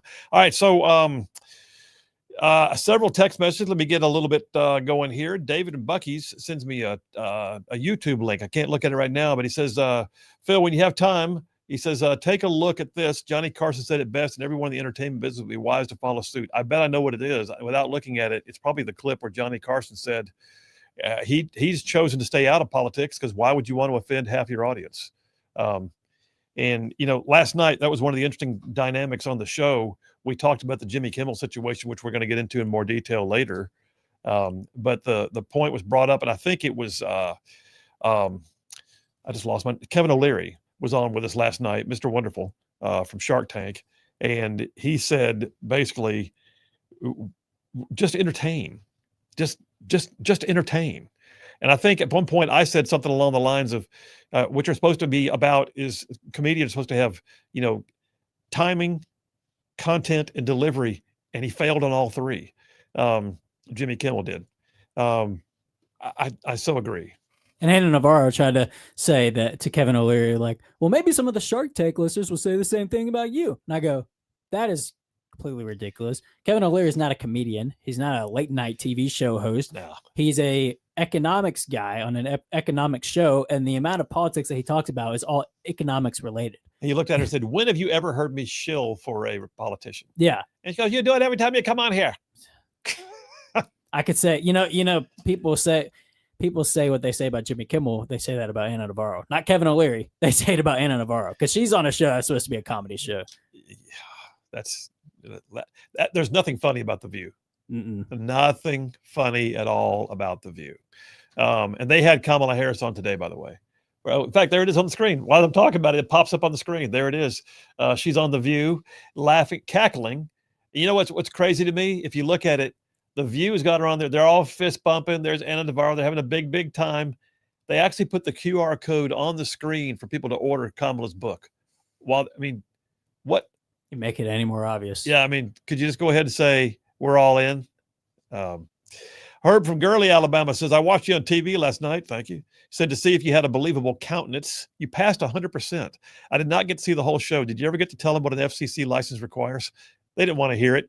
I tried. I did tell them that, hey, FCC is actually a licensing organization. Have you read the Communications Act of 1934 that founded it? And one person said, I have. I said, well, I have too. They didn't want to deal with that. Herb, thanks. Steve from Harvest says, I saw someone say Kamala Harris's book should have been titled 107 Excuses. Yeah. 107 ways to kill an entire party. How about that? Allie from Athens just says, you got it. What was that about? Is that from the exchange between me and her? Oh, she's talking to you. Yeah. Okay, I see it now. Yeah. All right, great. Missy from Faultville says, Coach Pearl to take over for Charlie Kirk. That's interesting. I don't think so. No, I don't think you'll see Bruce Pearl at Turning Point USA. Probably not. No. No.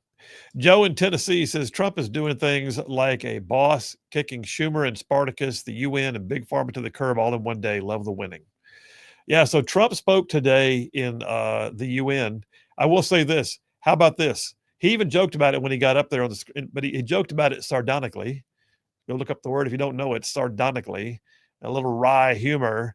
He said, he basically pointed out that he and the First Lady, Melania Trump, got on the escalator to come up into the chamber, and the escalator quit working right as they stepped on it. In his words, he said, it's a good thing Melania's in good shape. Otherwise, she would have been thrown to the ground when it came to a screeching halt. So they had to walk up the stairs.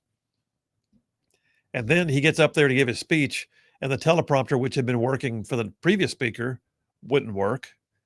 And then while he's speaking, his microphone is at low ebb when the previous speaker had been at good levels. Sound like somebody in the tech has got a little passive aggressive going on. What do you think? I mean, No, those are all coincidences, it sounds like. Well, now, JP, they could very well be coincidences. You may be right. How about no? Let's take the tinfoil hat off, okay? No. You sound a little kooky there. I just, I was on The View last night. It rubbed Yeah. off. The View. I was on Abby Phillip. Well, essentially. Yeah. Okay. Paul from Huntsville uses the term ruffian emeritus in case there's ever a need to have somebody coming in after they've already retired from Rightside. Ruffian emeritus. I like the title. That's good. Listen, we're gonna talk about plenty more stuff. In a few minutes, we're gonna have Secretary of State Wes Allen calling into the show. He is currently the Secretary of State for the state of Alabama. He's also currently running for lieutenant governor in what could wind up being a very full slate if we hear that A.J. McCarron's going to get in. But that being said, I want to talk to him about what our current lieutenant governor is doing, pushing back against the Alabama High School Athletic Association. So let me prep the battlefield on this. You're going to hear Wes Allen in a few minutes. I'm going to ask him directly about this. But the Alabama High School Athletic Association, which in my opinion is kind of like the sports mafia for Alabama, they have decided on their own that they will not allow students who participate in Alabama's School Choice Act to be eligible to play until they have had a year of residency at the school or enrollment. That's the law actually specifically says, when it was passed by the legislature, nothing promulgated by the Alabama High School Athletic Association shall prevent the immediate opportunity for students to participate in all activities at the new school to include sports. In other words, they passed a law that said school choice. That means parents get a choice. That means parents get to say, I want my child to go to that school. And that means when they get there, they get to do everything that school has. They can play in the band. They can do the debate club. They can take part in the classroom curriculums, obviously. They can do the dual enrollment programs at that school with the local junior college. And, oh, by the way, they can play sports. And the AHSAA is saying no. And right now, there's a lawsuit sponsored by the governor against the AHSAA.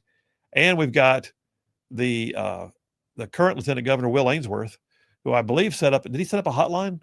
He set up something so people can call in and give their stories and complaints about it and begin to track where it's going. He's pushing for legislation to deal with it in the next session as Lieutenant Governor. So coming up next, we'll talk to Secretary of State Wes Allen, Bill Williams, Rightside Radio. Y'all stay tuned. We'll be right back. I'm a mortgage guy from Gunnersville. Why am I here? I'm like the Forrest Gump of wrestling, but I got to do it and jumped at the chance. That's what you are. You're the Forrest Gump of wrestling. I am. You don't even realize how much you've touched. You just keep on touching. I guess. You got any Dr. Pepper around here? Somewhere. Right? A box of chocolates. Just want to say this. Megan is not Jenny. I just need to get that on the record. Nothing like Jenny or Jenny. But maybe that makes Cassio my Bubba. That's what it is. I like that. It's got to be. I like that. So let me ask you, you went from podcasting, so-called accidentally. Yeah. That grew into more and more podcasting. That's right. That grew into success with launching other podcasts, then StarCast. And you've also, oh, by the way, had a gig on Vice TV. Well, that was, again, wrestling related. Sure. But there's a fabulous show called Dark Side of the Ring. Right. And before it was launched, they invited Bruce and I into their studios in New York to do a screener of their very first episode, the pilot, you might call it, about Okay. Bruiser Brody. And we loved it.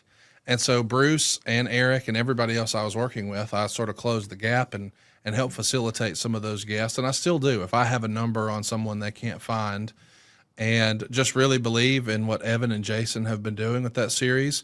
So during the pandemic, there was an appetite for more of that content. So they wanted to do something called Dark Side of the Ring Confidential, where they aired clips that had never been seen before. And we added some more context to the behind the scenes of the creation of that. So they asked us right in the middle of the pandemic to shoot this at the former ECW Arena in South Philadelphia. So Cassio and I jumped in my car and drove all the way up there because we didn't want to fly because this is the COVID era. So here we are slipping around in a car that doesn't have four-wheel drive, driving on iced over streets with really just sheets of ice, hoping, is that the Airbnb they put us up in? Because at the time, we're not even staying in hotels. It was really crazy, but we did it and it was a blast. And yeah, I never imagined that I would be on television. Like, guys who look and sound like me are not supposed to be on television, but there I was, thankful for the opportunity. Well, I mean, this has been a cool walk, obviously. Oh yeah, and best. still is. I Yes. mean, and I don't know if it's been a walk or a run or both, but At times both. yeah. But then you got a call in 2023, Yes. and you have now been inducted into the Pro Wrestling Hall of Fame. Yeah, in Waterloo, Iowa. What the heck? I can't believe it. Like, you know, they have an award there called the Gordon Soley Award, who's arguably the dean of professional wrestling, just one of the greatest voices and commentary professionals, play-by-play in the history of wrestling. So he was the first recipient, and the second recipient was what I consider the real voice of wrestling of my generation, Jim Ross. Okay. And when they had a committee and they voted on who should be the next to receive the award, they chose me. And at that point, I had never actually worked for a wrestling organization beyond my WWE Network TV show. And I kind of thought, are you sure? Like, there's so many other worthwhile and worthy individuals. But they asked, and I answered and said yes. And to my surprise, Bruce agreed to come in and give my induction speech and introduce me. And even more added pressure, I thought, hey, I'm the nobody. So at least we'll get it out of the way early and then we can go to dinner. No, they wanted me to go last. And now it's like you have all this pressure of everyone looking at it. It's like, I'm not even supposed to be here. And like, now for our keynote speaker. Right. And I'm not even a wrestler. I've never taken a bump, as they call it in the wrestling ring. I shouldn't be up here. But I was very thankful and appreciative that last year I was able to nominate, and there was 100% unanimous votes for that Tony Schiavone. How about that? Went in the Hall of Fame. And that was his very first Hall of Fame. And he started broadcasting wrestling in '83. Wow. And to think I may have had a hand in nominating him to go into the Hall of Fame in 2024 was just surreal. So You're just very thankful. you're just gumping again. Gumping, man. You're just gumping the entire I'm time. gumping it. By the way, shout out to Waterloo, Iowa. It's the Thez and Tragos Hall of Fame, the Dan Gable Museum in Waterloo, Iowa. It's going down this July. I'll be there again. This year, Eric Bischoff's going in. So I'm pumped about that. Is there a special jacket? Do you wear like a Ric Flair robe? What do you wear when you go to an award ceremony? No, like that? I mean, I think they want you to wear a suit, but they do give you a cool plaque and your name is displayed there in the museum. And I mean, just the idea that I'm in a professional wrestling Hall of Fame as the mortgage That is guy. very If cool. you could tell 7-year-old me that, it would blow his mind. It'd be the coolest That is thing very ever. that is. Hey, all you Rightside ruffians out there, you are listening to Rightside Radio, solid conservative, just plain right.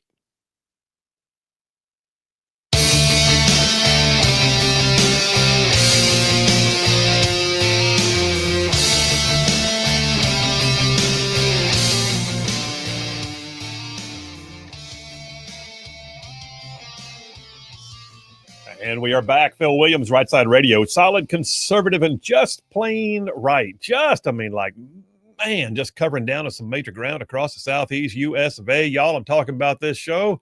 Whew. I mean, it goes like from Huntsville back on over to Chattanooga, and I'm talking about from Tuscaloosa back on over to Gadsden, all the way down to that loveliest little village on the plains that we call Auburn, and straight across the line from there to what we now call, once again, Fort Benning. And then big old patches to North Georgia and Mississippi all thrown in just for good measure. And then there's all y'all who catch it live streaming every day, and all of y'all that podcast it also. The bottom line is, wherever you catch this show, thank you so much. We appreciate you. You're the reason why we do what we do, and you make it worthwhile. Hey, listen, I want to go ahead and jump to the phones. So somebody who's been a friend of this show, our current Secretary of State in Alabama is Wes Allen. And if you're not familiar, Wes Allen was formerly the probate judge for Pike County, Alabama, and appointed, I think, back then by Governor Riley. And then he was also, after that, he served in the Alabama House of Representatives. Right about the time I was leaving the legislature, he was coming in, but I was proud to serve with his dad in the Alabama State Senate. And Wes Allen is our current Secretary of State. He is now running also to be Lieutenant Governor.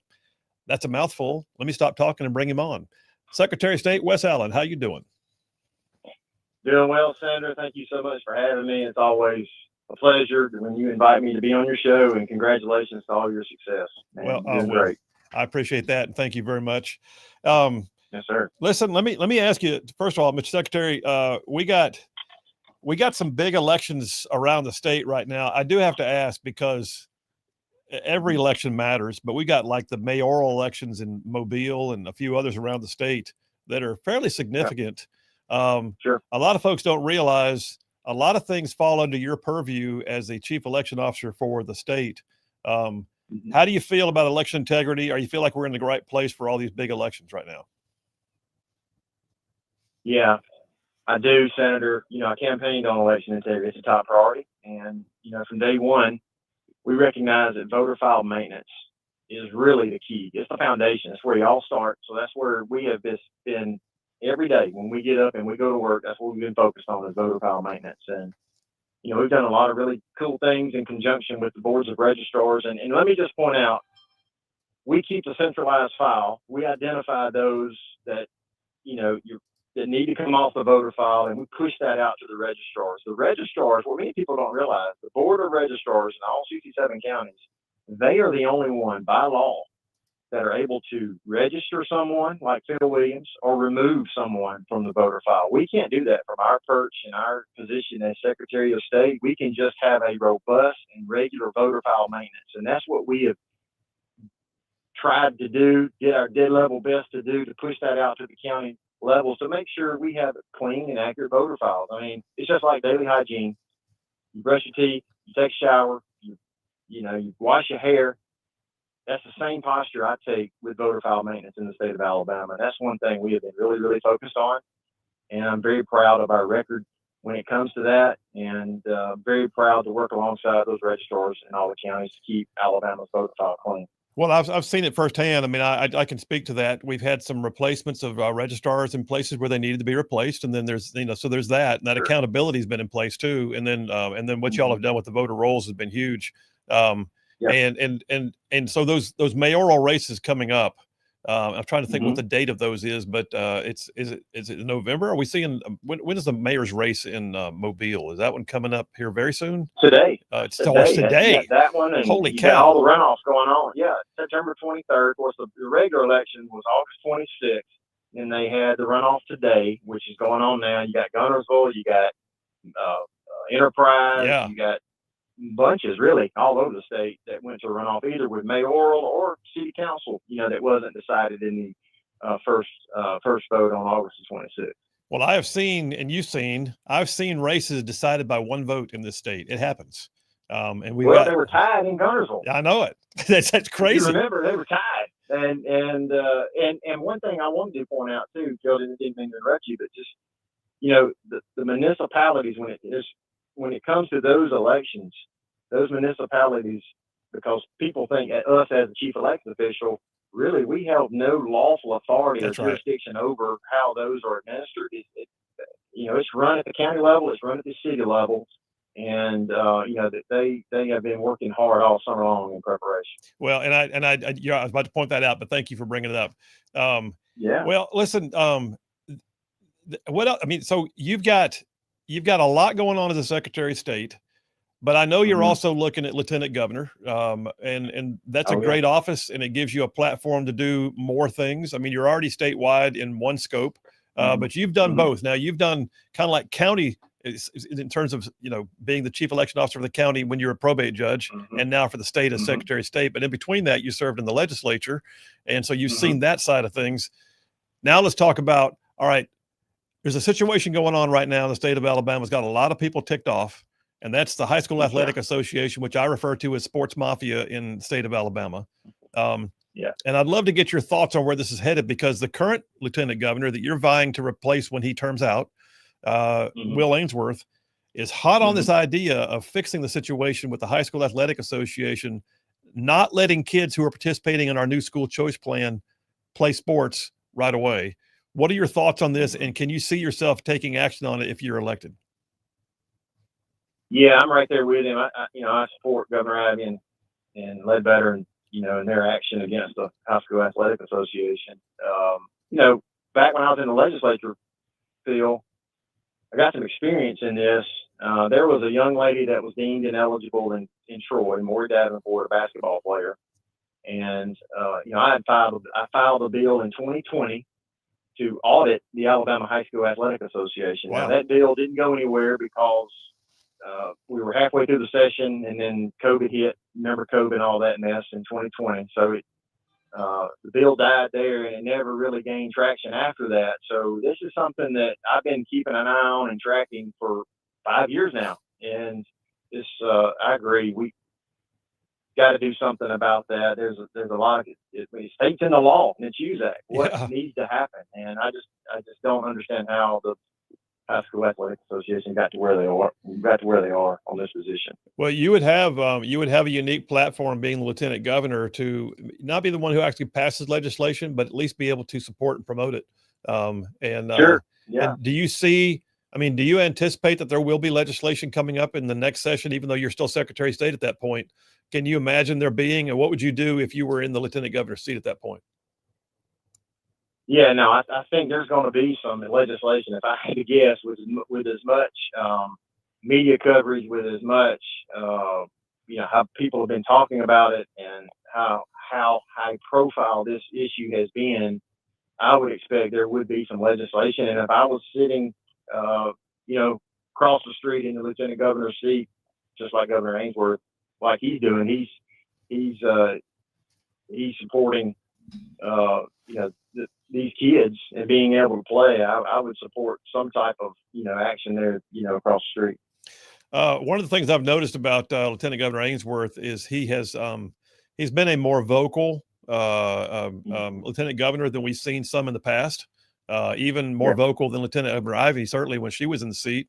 But that being said, there's things that the lieutenant governor does have a quick opportunity to be involved in. You've got workforce development commissions. You've also got the military committees that help assist and advise to the military installations on our state level.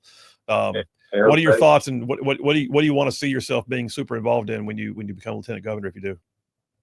Yeah, you mentioned two good ones. We got to continue the good work that's been started in workforce development. We got to have a well-trained, well-positioned workforce in the future. And so continue to do the good work there that Governor Ainsworth and the legislature's been doing, Governor Ivey, on workforce development. We've got to keep doing that. And like you said, military and piece of legislation that has been passed to be military friendly, be the most military friendly state in the country. That's vital. And one thing that, I focused on, not only election integrity in the Secretary's office, but cutting red tape. We passed a bill that cut out an annual report for small business that they had to file each year and pay a $10 fee. And Phil, when we got that bill passed, thank goodness for that, Governor Ivey signed it into law.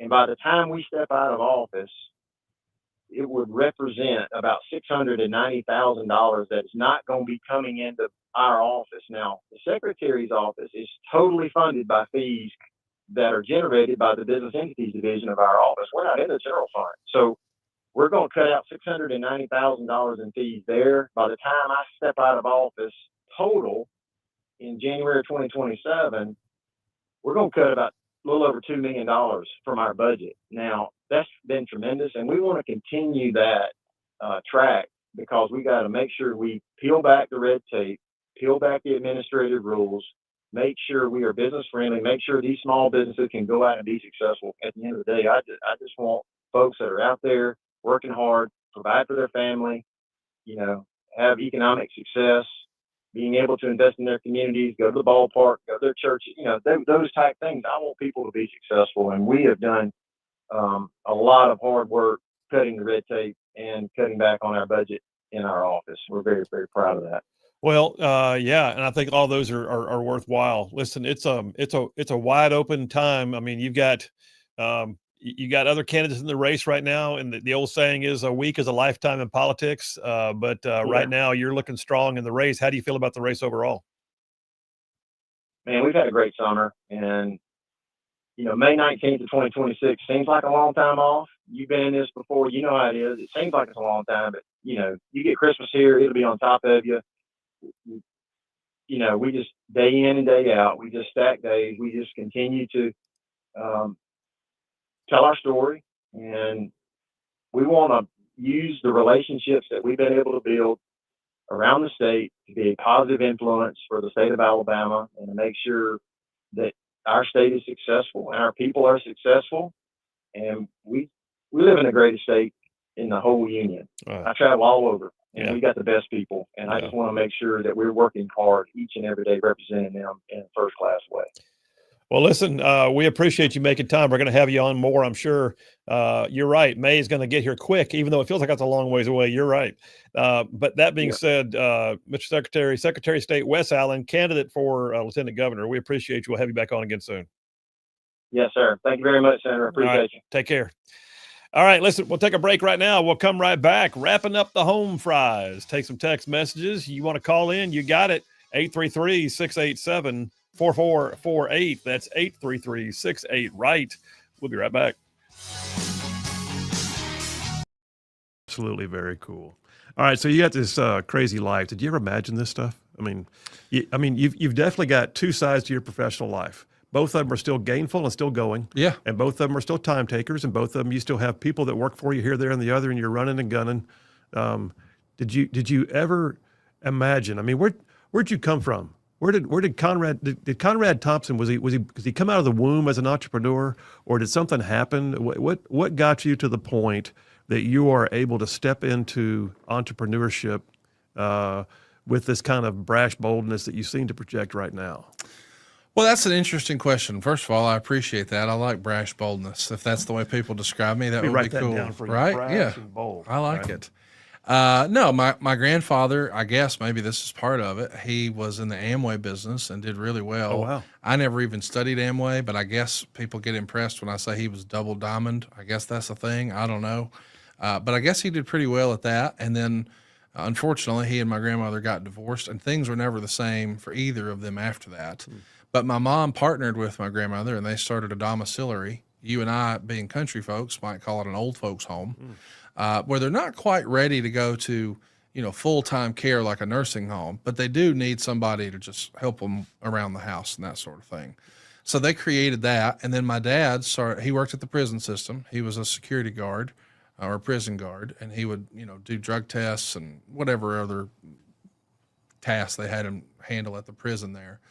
But that wasn't enough. They needed more income. So Dad started selling insurance part-time, and then he started selling vacuum cleaners part-time, and that proved to be more lucrative. And eventually my dad was earning far more money selling vacuum cleaners in the evenings and on weekends than he was working for the state as a security guard at the prison. So he had an opportunity to have his own territory, and eventually he jumped at it. So we went from Prattville, Alabama, a suburb of Montgomery, up to Gunnersville, and that's where I graduated high school. But I saw my parents' life change from where, Mom was telling me, don't answer the phone, that's grown folks' business. Those are bill collectors. Yeah.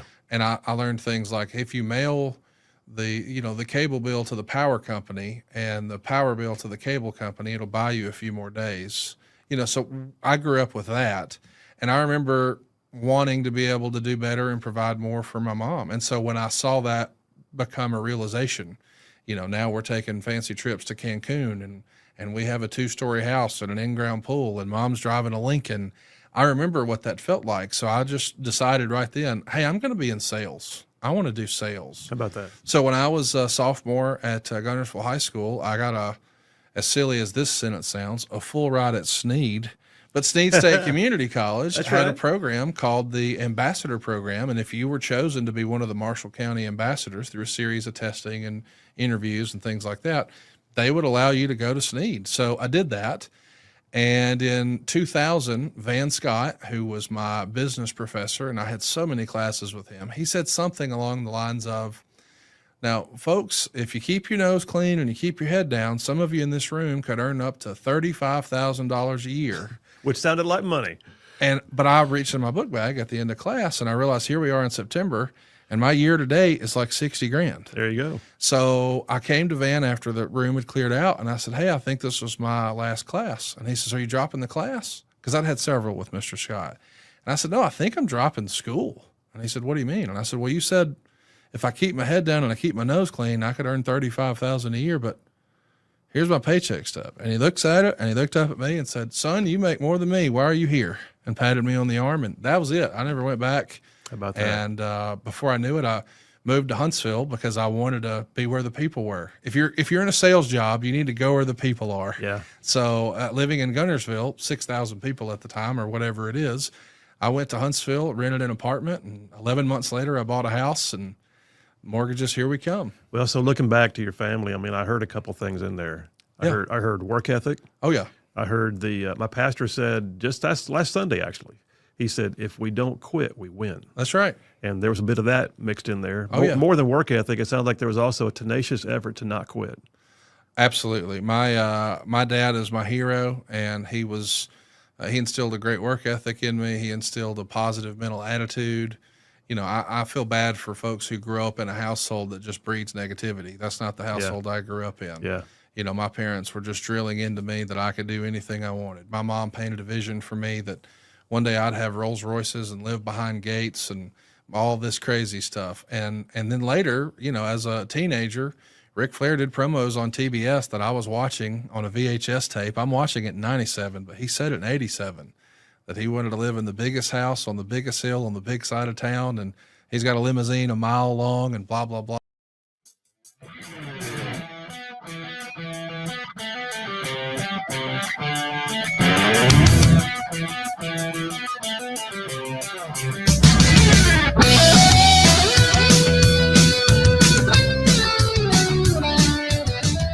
And we are back. Phil Williams, Rightside Radio, solid, conservative, and just plain right. Just pulling pins on truth grenades. That's what we're doing.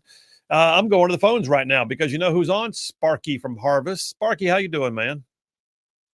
I'm awesome. Great show, Uncle Phil and JP. Thanks, man.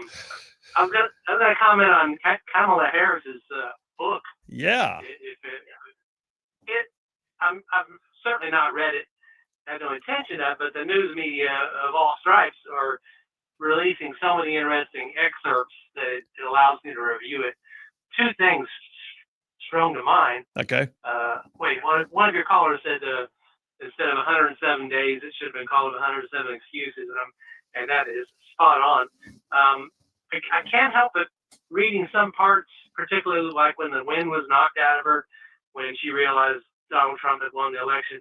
The wording was so close to Hillary's book, whichever book her ghostwriter wrote. I think had the same ghostwriter because the style is so similar. Wow. The time she realized that Bill had been cheating on her and the wind was knocked out of her, I thought, I don't know if they did a cut and paste job, but there was some very lazy ghostwriting. Wow. How about that? That's interesting. Little plagiaristic, touches there, huh? But the curious is, I would be interested to read, will she ever, at any point in this book, own up to certain undeniable facts that, A, she was an underqualified DEI hire for VP in the first place. The staff, Joe Biden's staff didn't trust her or like her because she was woefully underqualified and she did little to nothing with the job. And she's unable to speak extemporaneously. She can't do anything but read off a teleprompter. And if left to her own devices, she goes off into those absurd, ignorant-sounding word salads. She may be keenly intelligent, but A, I doubt it. B, I think she just absolutely has no ability to speak. And I don't know. Will there be any ownership at all in those weaknesses in this book? I'm curious. You know what? No, I doubt it. In fact, she's throwing everybody under the bus and talking about why it could have been better if, and I think this is a what if book, and an attempt to try and reshape the narrative that she hates she's having to live in. That's my thought. Absolutely. What's been funny to me on a variety of exchanges with friends and family, some of whom are very, very far left. If I ever asked them to name the top 5 most significant Kamala Harris accomplishments while she was VP, what do you think? What do you think the answer was, Phil? I bet the answer was probably, I don't know. I can't think of one. Did they have one? No, nobody did, except the obvious. Well, she's the first, she's the first woman vice president, the first black woman vice president, and if you accept it, that if she's a minority, certainly, but hardly a textbook black candidate, like Condoleezza Rice. I mean, what a highly qualified, accomplished woman who could have been a fine vice president and would be a fine president if she chose to enter politics, but I don't see her doing that. Well, Kamala Harris was like the poster child for why DEI fails, and that's brilliant. That's brilliantly said.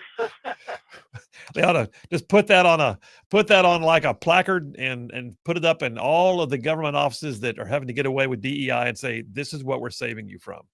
But if she wanted to study somebody, she could study 2 people, J.D. Vance and Ted Cruz. You want to talk about somebody who can command an audience, be articulate, speak off the cuff, 2 absolutely brilliant men in that regard. And I'll tell you, I don't know if you saw it or not, how much you may have seen or not seen of the big Charlie Kirk event in Arizona this past weekend. But did you see Marco Rubio give his address?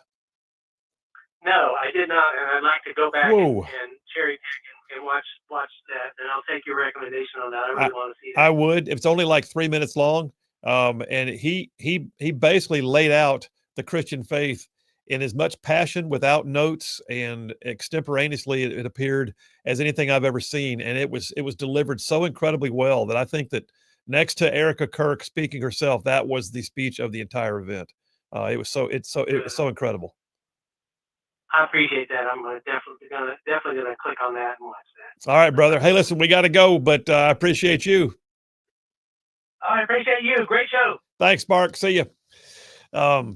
I love it when Sparky calls in. Always got good content. By the way, he said that he was hoping that maybe Kamala would own up to the fact she was a DEI hire. Actually, that is one of her biggest critiques for the Biden administration in the book, is that they didn't do enough to refute the claims that she was a DEI hire. So actually, to the contrary, exact opposite of that. So if you have to address it that way, that means you really know what was being said about you. Yeah. So like the Biden I'm not a administration, DEI hire. You are. She actually called out Karine Jean-Pierre and said that she didn't do enough to refute the claims that were asked to her if Kamala Harris was a DEI. That's because KJP was a DEI hire. Exactly. That's like the pot calling the kettle black. That's exactly right. And Pete Buttigieg, DEI hire. Yeah. I mean, that whole place was just filled up with just absolute jackassery every time you looked around. Hey, coming up next, we got our friend Emily Jones, host of the Controversial Mom podcast and founder of Moms for Liberty in Madison, calling in. Phil Williams, Rightside Radio. Y'all stay tuned. We'll be right back. So he was talking about swag, as the kids would say in these rap songs today, way back then. And as a 15, 16-year-old, it was like, yeah, that all sounds pretty good. I think I'd like that. And I felt like sales was maybe my ticket there. But I grew up selling, I thought I would sell insurance or I would sell vacuum cleaners like my dad. But then a neighbor next door to our suite in Huntsville at the office suggested that I come sit with him one day, and he taught me about mortgages. And I'm 19 at the time. How about that? I don't even know that I don't know how to spell mortgage. I certainly don't know there's 2 G's in it. I would have never guessed that. But I remember looking at it and saying, okay, Jeff, I get we're saying their payment goes from $1,300 to $900. But if their payment goes down $400, how do we make money? Because as a salesperson, I was used to think of like the car scenario. If you go buy a new car, you're going to get a new payment. So I'm just thinking, wait a minute, we're not charging them more, we're charging them less. Where's the margin for us? I couldn't wrap my head around it. But once I realized, oh no, it's based on the loan value. So you're making your commission on their $300,000 mortgage. Well, as a guy who had been thinking about selling $1,500 vacuum cleaners and making a commission on that, it was like, oh, this could be quite lucrative. So I went and told Dad, hey, Dad, I think I'm going to quit and try this. And Dad and I really came to an impasse because he felt like, hey, I'm only building an outfit here in Huntsville for you to run it. I still had one in so Albertville. That was Dad's company you were looking at. Yeah, at that point, Dad had an office in Gadsden. Wow. He had one in Albertville. He had one in Huntsville. And I was kind of running the Huntsville one, but I was like, Dad, this is another level. So Dad didn't see it. And Dad thought, it was not going to be nearly as lucrative as it was, but it afforded me the opportunity to buy my first house and buy my first Rolex. And when I was a kid, I had to have an Escalade, all that silly stuff. So about a year later, Dad was like, so how do you make money with this? So eventually I got Mom in, I got Dad in, I got my cousins in, I got my uncle in, and I started First Family Mortgage because it really was everybody, my sister's here, everybody's here. So it was a fun way to sort of share that with my parents. I mean, their lifelong dream had always been to own a place in Panama City. And as I'm sitting here with you today, I can say they did it. And it was because of the mortgage business. So it's all been a positive, really fun story, man. How about that? That is way cool. Well, listen, so all these different parts of your life. Yeah. So what's your mode? I mean, do you sleep late? Do you get up early? Are you the guy who's like already scheming before the crack of dawn, or are you the guy who works to the wee hours of the night and then sleep till 10? What's your mode? I mean, how do you structure your day to get all this done? Well, my wife decided a couple of years ago she wanted to get into fitness, so she's training for competitions all the time. Wow! So I went from being the first person up to now she is. She's up at 3:30 in the morning and at the gym by 4. No kidding. As you may have been able to tell, I am not there at 4 in the morning. I am still asleep. But no, I'm up every day before 7 and getting after it. I always usually try to have an 8 a.m. appointment somewhere. Today it was about our big convention in Dallas. But at 9 o'clock, I did a podcast from 9 to 11. I jumped in my car, came straight here to you. Yeah. I've guessed that our show would be about 90 minutes. So I have a 1:30 as soon as this finishes for my ride back. And then I've got a 2:30 right behind that. And then I'll pick up a professional wrestler flying in from Mexico at the Huntsville International Airport tonight at 6:45. And I'll take him to dinner and make sure he's situated, and then take him to have some cervezas. And then we'll bring him back to the house and introduce him to the wife before she goes to bed. And we'll do it again tomorrow. Wash, rinse, repeat. Every single day from the minute I wake up until I go to bed, I'm doing something that makes money or is fun, or else I'm not doing it. But those are my two prerequisites. I want to have fun or make money. And if I can do both, I'm doing a lot of it. How about that? Yeah. How about that? All right. Let me ask you this. Let's get into other stuff. So sure. You did, Mrs. Thompson used to be a Flair. Yes. All right. You met Ric Flair. You told me the story. Y'all were drinking buddies and all that kind of stuff. Mm-hmm. But then you started doing a podcast together. So I'm sure that not only did you get to know him, but then you really got to work with him as well to some degree. So he's one of the legends of the world of pro wrestling. Yes. What's your craziest Ric Flair story? None that we can tell on a fine podcast like this. But what you see is what you get with Ric Flair. His real name is Richard Fleer. Right. But I don't think he can differentiate between the two even now. I mean, it's wild, the boldness and the brashness, as you would say, that people have. I remember walking through the Atlanta airport with him once, and a guy just pops up out of nowhere and puts his cheek against his as we're walking through the concourse, and holds his phone up. Like, people are taking selfies with their cheek against him. Like not even speaking to him like he's a human being, like it's a statue somewhere. It's just surreal. But I've seen a lot of that. And sometimes, depending on the mood he's in, it's less than favorable for them. But he's always got plenty of time. If you're a veteran, if you're a child, if you're a special needs individual, or if you're an attractive woman, you got a shot at having a good conversation with him. If you look like me or Butters, you probably need to keep it moving. I did see, though, some interview with you where you said that you found one of Ric Flair's robes on an online auction or something like that. Oh, yeah. So you saw. And you got it. Yes. I've had several robes through the years. I was collecting these robes before I knew Rick, but I knew they were investment vehicles. Let me explain. If you're not familiar with pro wrestling, he used to come to the ring in something that looks like Elvis Presley or Liberace would wear it. More like Liberace. I would There say, you go. But you remember like the jumpsuits that Oh, yeah. Elvis wore with all Oh, the yeah. sequins everywhere and the crazy designs.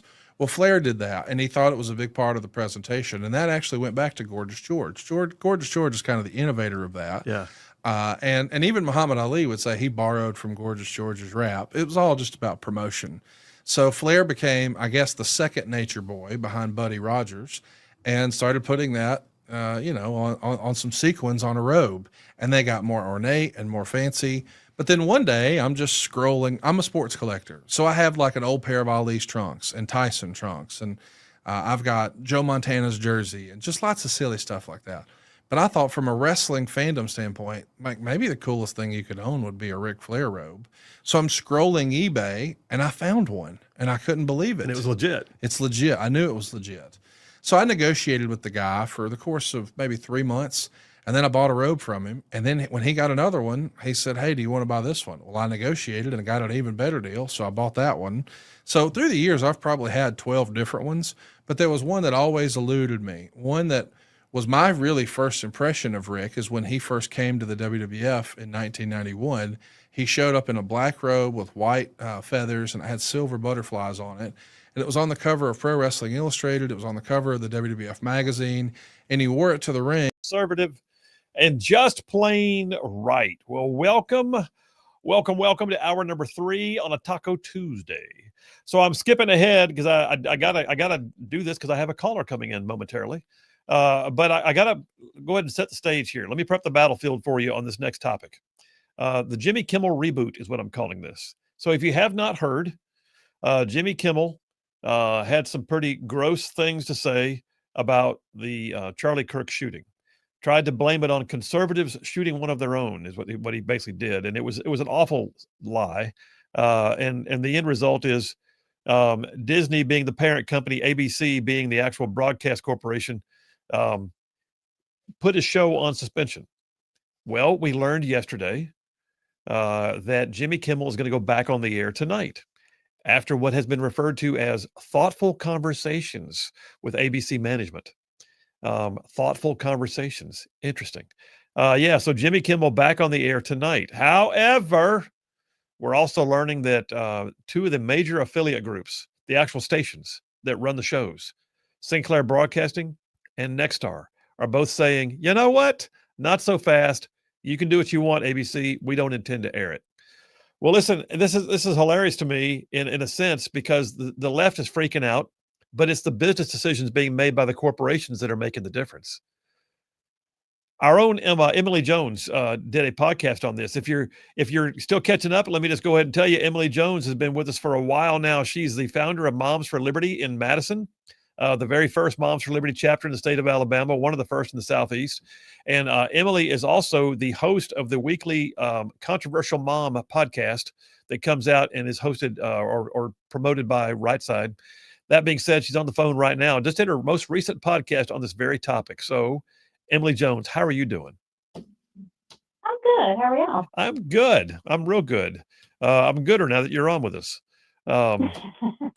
So, Em, you did this podcast, and I'm not going to steal your thunder. You gave this an actual name. Tell us what you're thinking about the Kimmel situation. Yeah, so I mean, I think we're all familiar with cancel culture, right? I mean, some of us dealt with it during the Biden era, or we watched it. So it's kind of the Trump spin to that, or the MAGA spin to it. It's not cancel culture. I'm calling it consequence culture because Yes. the left is right. They have a right to say whatever they want, and there's consequences for saying that. So Kimmel went on and he said horrible things about Charlie Kirk and horrible things about Trump's reaction to it, and people reacted. And because of that, there were consequences that got him canceled. So at least temporarily canceled. Yeah, at least temporarily canceled, and maybe far more than ABC had thought, because these 2 major affiliates are still saying the consequences are in place. Did you hear about that? I saw headlines, but honestly, I was driving, so I didn't read into the details because that's not safe. Well, you got Sinclair Broadcasting, which has over 30 stations around the nation in some of the most major markets, and then you got Nexstar, which I think they also have somewhere in the neighborhood of 32, I think. Yeah, they have 32 ABC. So there's 62 affiliate stations nationwide that are like, not us. We're not running the Kimmel Show right now. I think it's Consequences. good. His show's gross anyways, but I think it's good. I mean, like I said, he can say whatever he wants, but there are consequences for action. So he kind of deserves what he's getting right now in my book. So let me ask you this. What are your thoughts? So last night, I did one of my CNN gigs, and the mantra from the left right now is this was the heavy hand of government. It was the FCC weighing in. It was Trump trying to get Kimmel taken off the air. What are your thoughts on that? I keep hearing those headlines, and I mean, other than it just being leftist talking points because they have to lie about everything, I don't understand where that's coming from. Because, yeah, I mean, the FCC guy came out and said it was gross and that he should be pulled off air, and they were looking into it. But at the end of the day, ABC, Disney are the ones that pulled him. I mean, and this point that you just made, those are the affiliate stations making those points. The government's not in it, and they shouldn't be. I'm all about the government needs to stay out of it and let the free market work, and that's what's happening. So, I mean, other than just the left line, because that's all they can do to justify what happened, I can't grasp where that dumb talking point is coming from. Well, what it winds up being is the only thing they've got. I mean, they know they're losing on the argument that a ABC, which is, not always a conservative group, if you know what I'm saying, actually took action and said, we can't do this. Because I said earlier, Kimmel allegedly is a comedian, right? He got to start being a funny guy. And yet he's supposed to have three things, supposed to have delivery and timing and content. And he failed on all three with this situation and just inflamed what I call a raw wound on the nation. Yeah, well, I mean, and I don't even know that he's a comedian anymore. He's just a political activist, at least from the clips I see. Like, I don't watch him because he's just gross, but I don't even think that he attempts to be funny. He just talks about Trump all the time, same as Colbert. Like, they have nothing else, so they just go after the political things that are hot in the media cycle. But he deserves what he got. Well, he did, and the unfortunate thing is nobody's taken into account that, like Disney, ABC, they have a fiduciary obligation to their shareholders to try and do something that brings a profit. And Kimmel's numbers have been dropping for the last 7 years. But then you've also got obligations to your advertisers who want to know they're getting the best quality for what they're paying for. And then you've got just the viewers who you got half the nation was upset, if not more. Half the nation was upset about what happened with Charlie Kirk, and he went ahead and mislabeled it and there was no reason for it. He didn't have to do that. Yeah, well, I mean, that's all they got are lies, right? I mean, like you said, so they have to lie about it because he has no content, so he has to talk about it, and then he just lies to make their side look better. But I mean, the fiduciary piece is the biggest thing that the left just doesn't seem to understand. I mean, exactly like you said, they have that responsibility. If viewers walk, then advertisers leave, and then that leaves them with negative profit. So they're going to make changes. It's the same with Colbert. I mean, Colbert was costing ABC like $40 million a year because nobody was tuning in, and Kimmel was not far behind him. So the writing was on the wall. I personally think they brought him back because there's some type of contractual term. Yes. ABC realized they've got to have him there to finish out his contract, and once that's over, I think they'll cut the show and he'll be done. I agree. You won't see him on main TV anymore. I agree. In fact, I'll tell you what, during my next break, I'm going to try and look it up. I meant to look that up already, but I heard anecdotally that his current contract may only have a few months left on it. JP, you looking that up? Yeah. I think that Kimmel's contract is actually due to run out pretty soon. And so they're going to avoid the contract, the potential breach of contract issue and let it ride. What you find, bud? Did you find it? May 2026 is the end of it. Okay. So it's not 2 months. It's more like, where are we at? About 7 months. Okay. Well, he's going to go into, I'm sure somebody in their conversations this week, I'm sure somebody was crunching numbers and realized that the buyout was more expensive than just letting this ride for a couple of months. I will say this. I do suspect that if he comes back on tonight, his ratings will, you know what? They probably can't have good ratings because those 62 stations are off. But I was going to say, there'd be a lot of people tuning in tonight that would never usually watch it to see if he's going to double down or if he's going to have some kind of a apology, mea culpa moment. I don't know. Yeah, I've seen two different things. I saw he was having his regular lineup, and it was people I did not recognize. And then I saw that he supposedly was having Gavin Newsom on. I'm not gonna lie, I would be tempted to dial in or to tune in for Gavin Newsom. I probably wouldn't because that's past my bedtime, but it would be tempting. That's the reaction you and I just had is probably the same reaction that some liberals get when they find out that I'm going to be on Abby Phillips' show. But they're like, oh God, not that guy. All right. Well, listen, Emily Jones, host of the Controversial Mom podcast, founder of Moms for Liberty in Madison. As always, we appreciate you, my friend, and we'll have you back on again soon. All right. All right. You have a good one. You too. Yep. That is Consequence Culture. I think that's a great name. I think she nailed it. I think there ought to be like a bumper sticker or something, and we'll have to give her credit for it, but there it is. All right, we're taking a break. We'll take the break right now. We'll come right back and dive right on into this in more detail.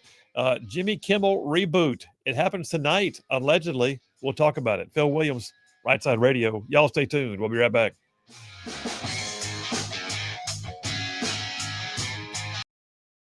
Royal Rumble in 1992. Yeah. And hardcore wrestling fans would say that's the greatest Rumble of all time. It had the most legends. The winner became the champion.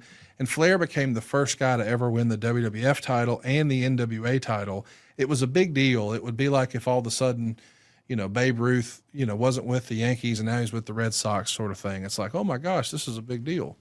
And that robe, nobody could find for years and years and years. Had Rick sold it? Had it been stolen? Nobody knew. Oh, wow. Now, Flair had a bunch of robes stolen from locker rooms and dressing rooms and airports. All he knew, and even ex-wives. But he did say, hey, I don't know where it is, so it's clearly stolen because I didn't sell it. Well, it turns out the story we've heard is he forgot after a Monday Nitro in 1995 and left it hanging in the closet in Johnson City, Tennessee at a Holiday Inn. And they didn't know how to get a hold of him because in 1995, it's not like everybody had cell phones like they do now. Right. So somebody just kept it. Well, while they were filming Most Wanted Treasures for A&E, which is a WWE program, they found it. Well, it turns out the guy who wound up seeing the auction on eBay, he actually had a program set up to track when anything Ric Flair related was listed because he had found some interesting things through the years that way. So the dude had his own algorithm for searching Ric Flair stuff. He did. Wow. And he found this robe before anybody, and he bought it dirt cheap relative to its value. But I knew the guy because this little circle of high-end wrestling collectors is pretty small. There's probably 6 major ones. There's a lot of others on the periphery. Are you one of the 6? I used to be. I'm not as active in it as I was.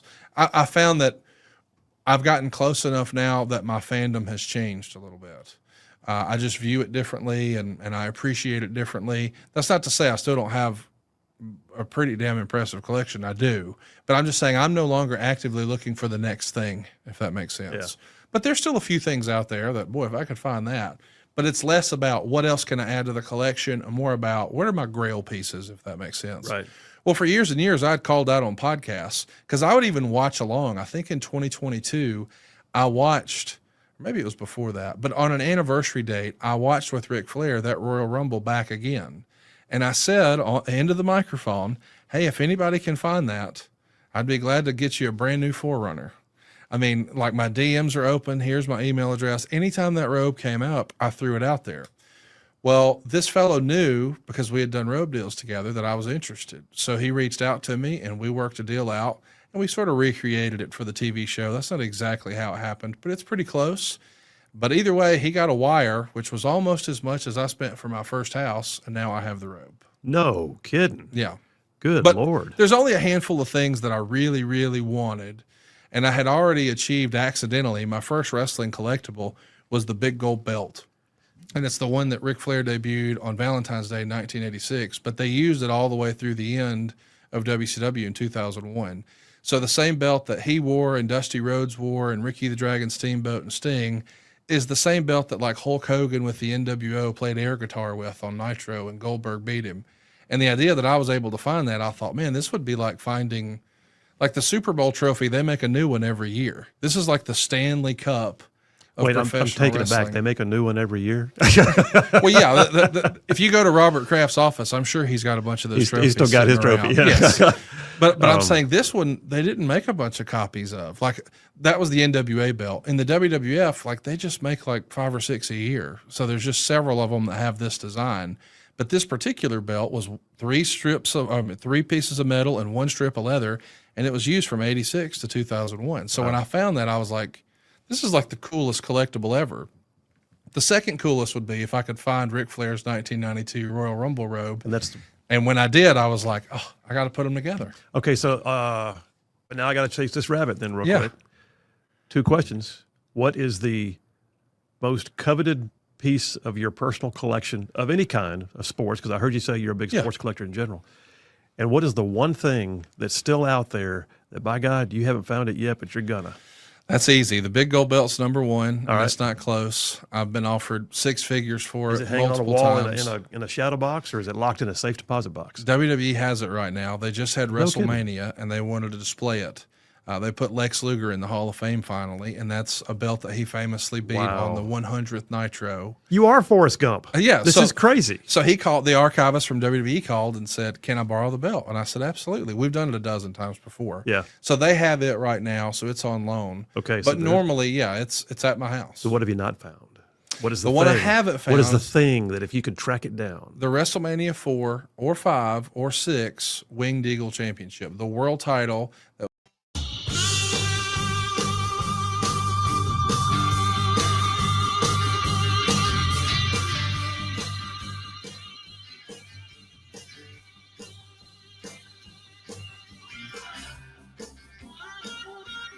And we are back. Phil Williams, Rightside Radio, solid conservative, just plain right. Just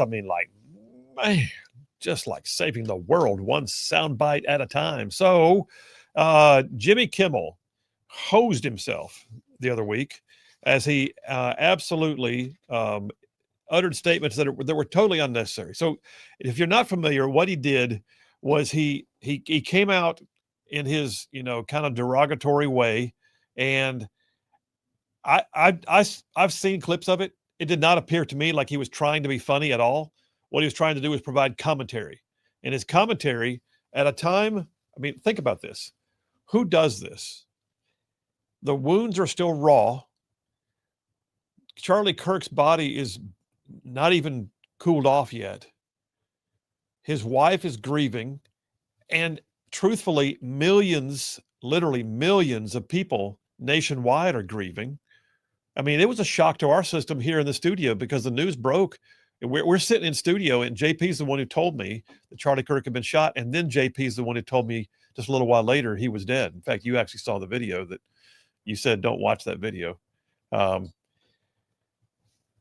reality is there's a thing. If you're going to be a comedian, there's a thing called timing, right? Knowing how to insert the joke, what the timing should be, how do you address the audience, and where's it going? And you get to where you get a sense of your people, right? Have you ever been a speaker or at a place where you can tell that the speaker or the comedian was literally in the groove, like had the audience in the palm of their hands? I can tell you there have been moments when I've been on stage doing something, and I can tell when there's a shift. I can tell when there's a moment that I've said something or I've told a story and it's resonating, and you can feel it.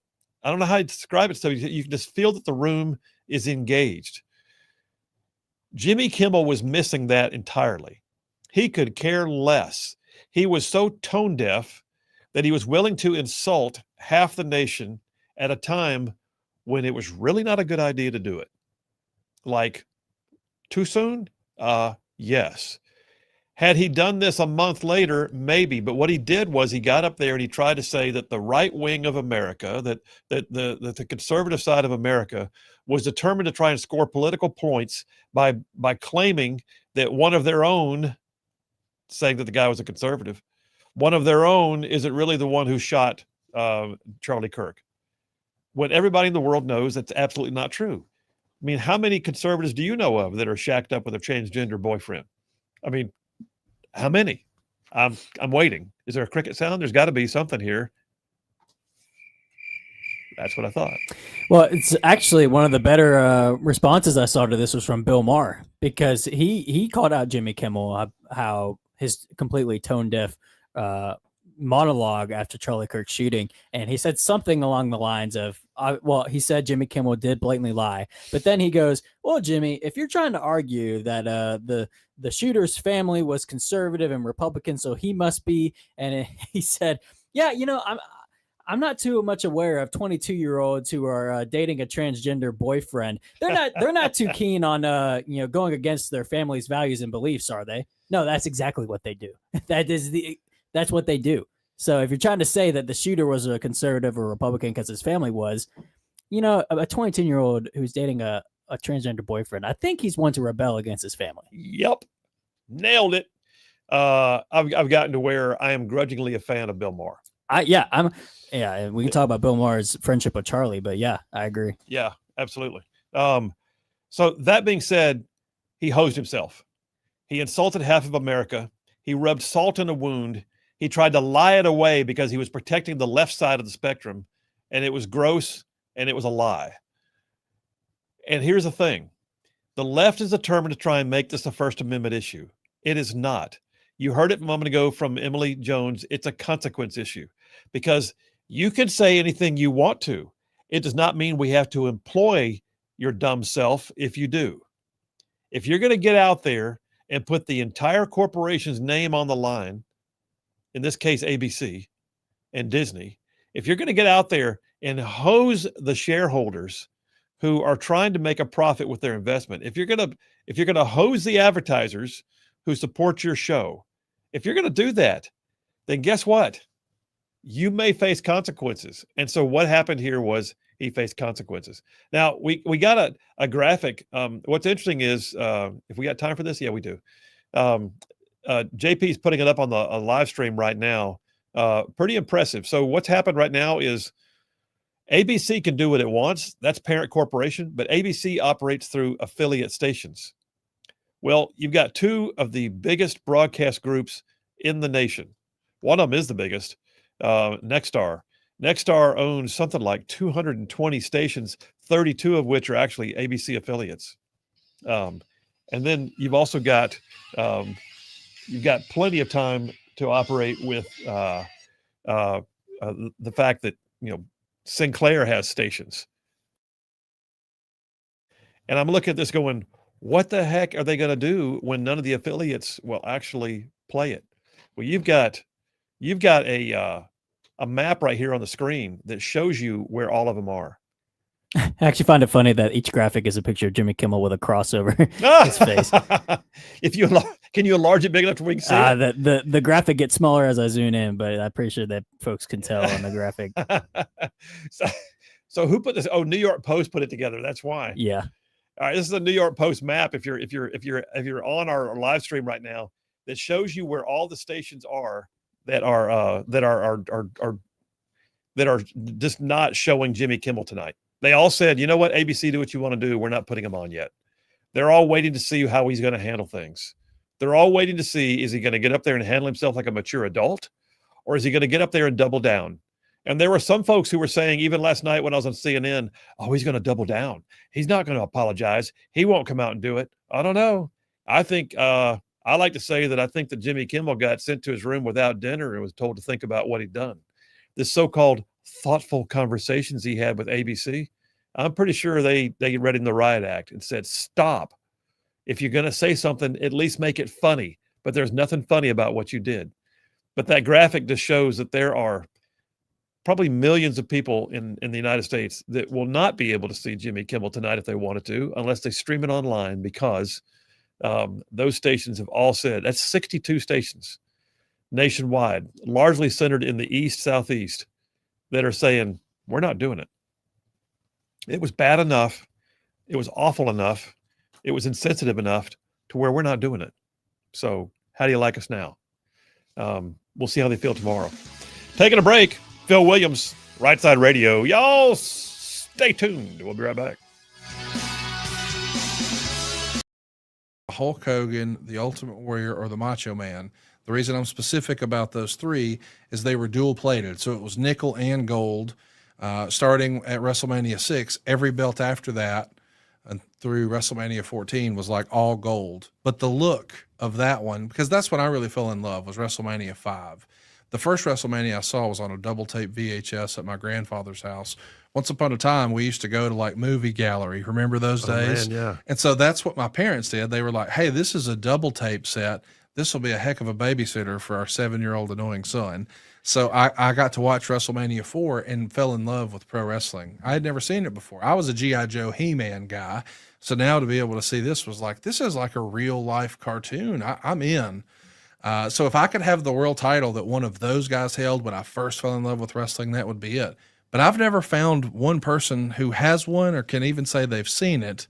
So it's still out there somewhere, but I'll find it eventually. Time's on my side. Can you find me the glasses that Roddy Piper wore in the movie They're Here? And that shows him where the aliens They are. live. They live. That's Yes. right. They live. I might sorry. be able to find that. No, seriously, there is a niche collector. I know 2 people who would know where that is. No kidding. Yeah.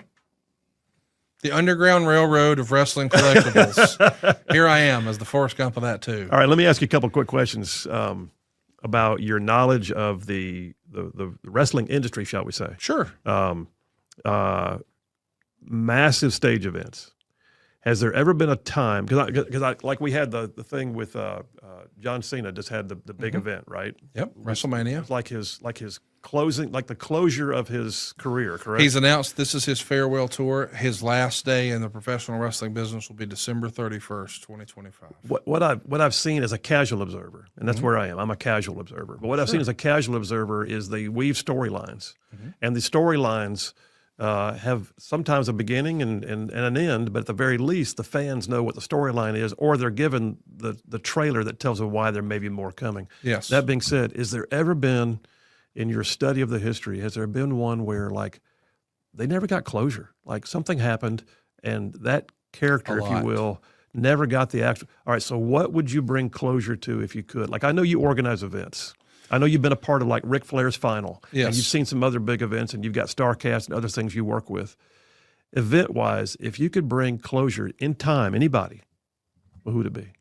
You're saying we have a time machine? Yes. Hulk Hogan's last match. Hulk Hogan's. It was a 6-man tag in Europe.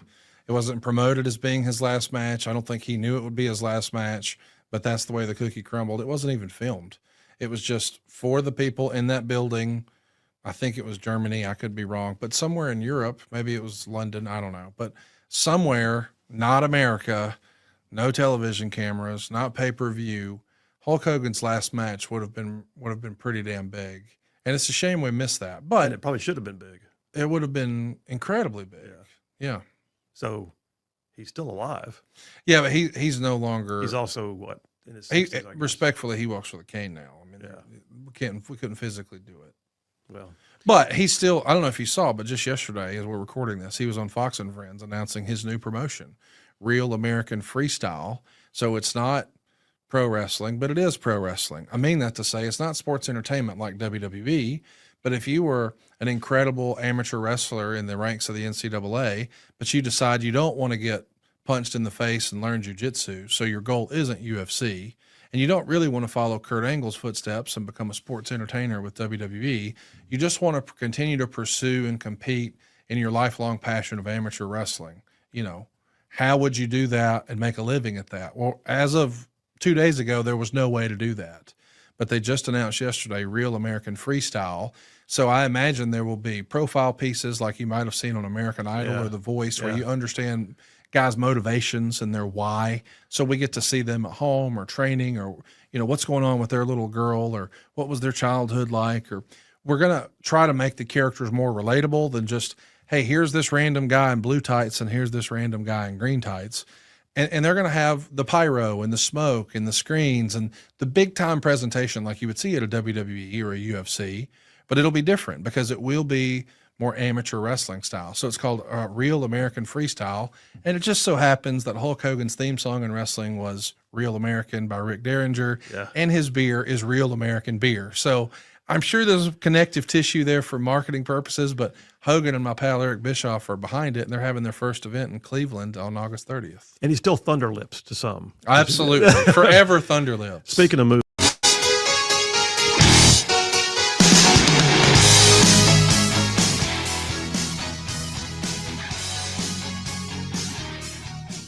And we are back. Phil Williams, Rightside Radio, solid conservative and just plain right. Just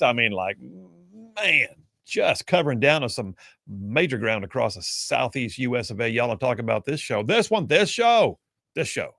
I mean, it goes like from Huntsville back over to Chattanooga, and I'm talking about y'all from Tuscaloosa back over to Gadsden. I mean, all the way down to that lovely little village on the plains we call Auburn, straight across the line from there to Fort Benning. They call it now Fort Benning again.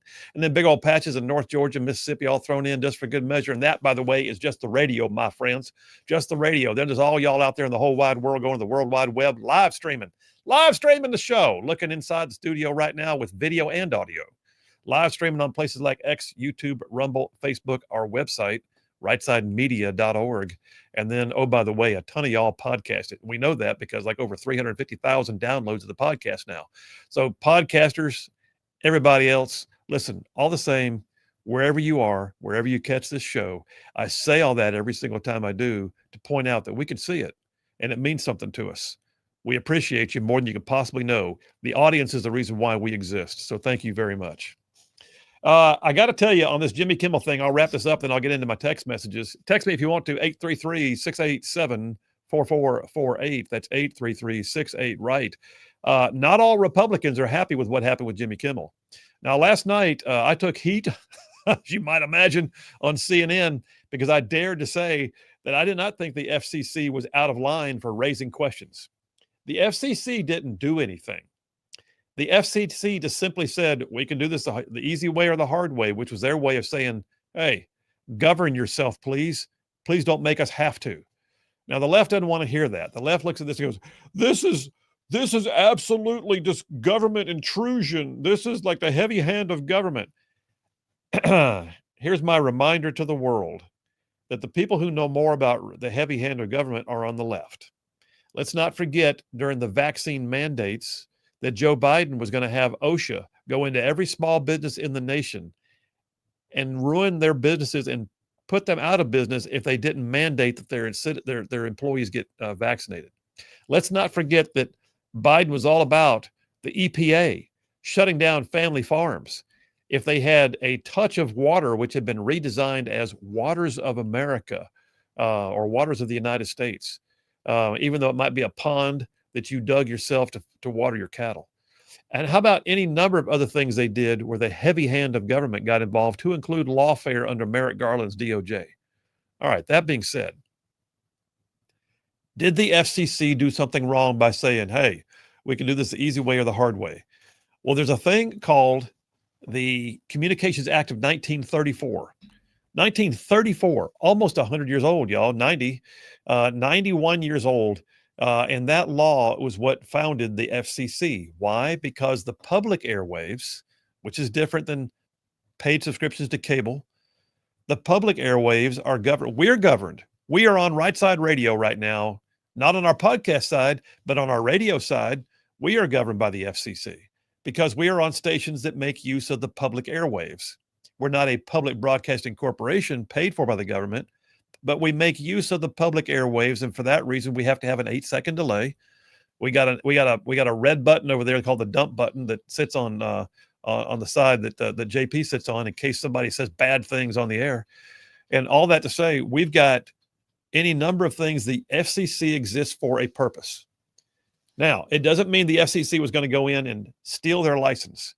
I know that had been mentioned before, but the FCC was basically saying, govern thyself. And they did. The FCC said, govern thyself.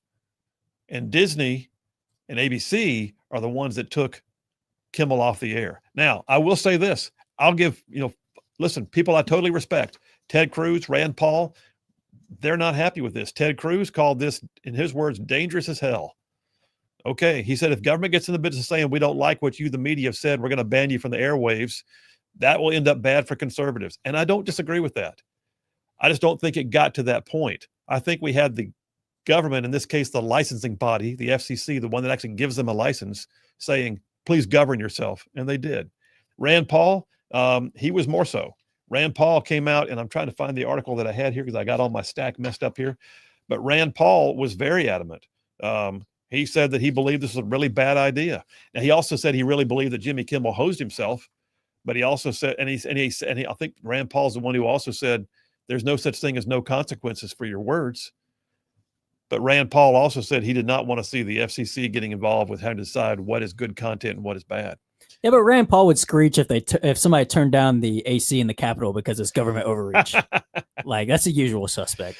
That truly is. But I will say Ted Cruz, he was pretty strong on it. All right, so I respect their opinions. They're welcome to their opinion. I don't think the FCC was overreaching on this one. I do believe, though, that if you look at it, here's the thing. Liberal activists, here's something they forget about, and I wish I'd had time to bring this up last night on CNN.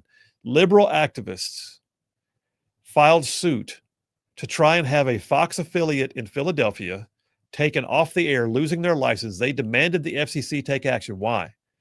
Because they said they did not like the way they were reporting the 2020 election. That's it.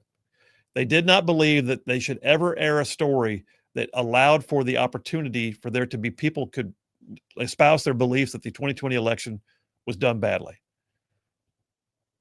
That rocked on for 2 years during the Biden administration. The FCC took it, and for 2 years, that Fox affiliate did not know if they're going to maintain their license. It only ended this year. The idea was being fronted there that if they were successful, they were going to take that model and use it around the nation and attack local stations using the FCC under the Biden administration. It was only by the efforts of that station to maintain its status and fight it for 2 years that it stayed on the air. Don't tell me the left doesn't use the FCC, because they do. I got, what, about 3 or 4 minutes, and I just realized Kareem's on the phone. Kareem, what are you doing, man? How are you? Hey, what's up, Phil? You doing all right? You know, I'm good, man. I'm thinking about the whole Jimmy Kimmel situation and what he said. All right. And I'm thinking basically, and me and some of my friends had the same talk about this, is that you conservatives, y'all don't watch your own children. For some reason, you think that if you, just because you're in your child's life, or you sit there and you participate with them every day or whatever, that they're going to go the way that you want them to go. That's why so many of them is painting their hair blue or going the other way and having these feelings. I believe this boy sat there and he heard this man speak, and he made up his own mind. I don't think can't nobody come over there and wave a magic wand over him. He made up his own mind and he said to himself, listen, this is just too much for me. You really believe that? Because, you know, your child is your son. You can't think that he's going to be a carbon copy of you. But what do you say? What's your point in saying that, though? What are you trying to imply? My point is that you guys are so focused, like Charlie Kirk was, so focused on the black community, on the LGBT community, on everybody else's community, and you're missing the point. You got to focus on your own children. Because I don't care what they proclaim, whether they left, they right, or if they had blue hair, or they was transsexual, whatever, they all turn out to be white dudes from conservative families. What? Did you really just say that? Did you really just say that? It's true. So you please tell me where I'm wrong. Tell me where I'm wrong, Phil. They turn out to be a lot of them, not all of them, but a lot of them turn out to be white. This ain't a skin color. Oh, families. listen, Kareem, that's awful, man. This is not a skin color thing. This is This a violent leftist ideology thing. This is a violent leftist ideology. This is not a skin color.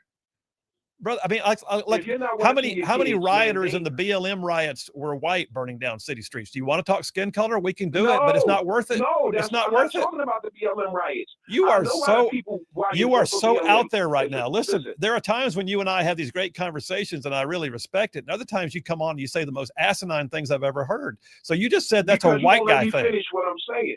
All right, finish it. What you got? That you gotta focus on your own children, and a lot of the stuff will be prevented. Well, then, all right. So should we talk about black on black crime? Hang on. Should we talk about black on black crime? Because it's pretty prolific in the inner cities. And you know it is. It is. Now, should we talk about white on white crime? See, that's what I'm talking about. I'm for that. Let's talk about it. You act as if crime doesn't exist in a white community, and these kids feel it. You act like these things are not happening in the white community, and they like, what are you talking about? But here's the thing. Here's the thing, Kareem. You came on here and you want to talk about the killing of Charlie Kirk, and you want to say we need to consider skin color.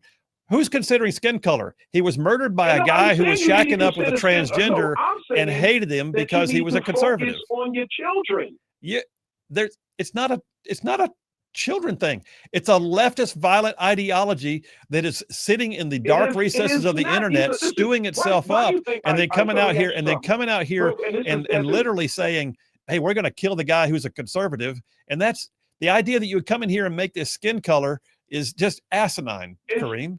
Listen, why do you think I listen to conservative talk radio? I think because you know deep down inside it's good for you. No, I listen to conservative talk radio because number one, I don't want to be stuck in the echo chamber where everybody agrees with me. Well, I appreciate that. And then number two, it is therapeutic because I can scream at the radio all day while I'm driving, especially long drives. But then I'm trying to understand where you're coming from. So please hear me out. I speak to a lot of young white kids who hate their parents because their parents is conservative or their parents have certain views about race and other people. But when they get out here in this world, they don't see that. They don't feel that. But when they go home, they feel that. They get ostracized in their family because of that. And a lot of them can't take it, and they be the ones that act out.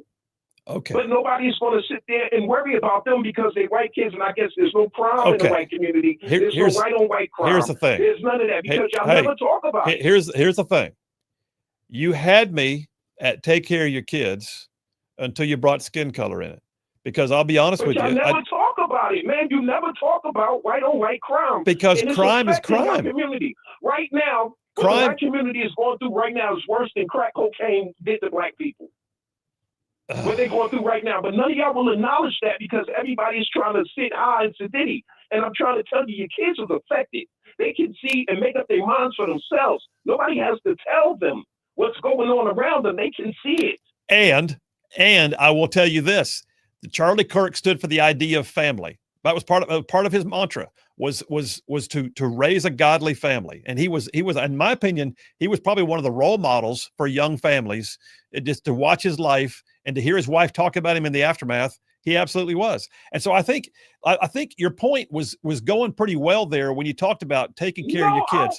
But then you went to, and Kareem, I'm out of time, brother. I am absolutely out of time. I ran long, but the truth of the matter is, you can't make it a skin color thing. Stick with raising your family. Stick with crime. Don't try to make it a skin color thing every single time. And that would be great. Because when you race bait the whole thing, it ruins the entire argument. All you do is just ruin your argument. And I got to go to a break. And I love you in spite of yourself. How about that? All right, listen. That's another round with Kareem. And I enjoy that. Kareem, call back anytime you want to, brother, because I'm going to be honest with you. There's a cure for this. There is. Phil Williams, Rightside Radio. Y'all stay tuned. We'll be right back. So if you've seen it, to me, one of the saddest movies that had a genuine sense of feel to it would be The Wrestler with Mickey Rourke. Yes. You seen that one? I have, yes, sir. Does that have a sense of accuracy to it? In 1,000,000%. Really?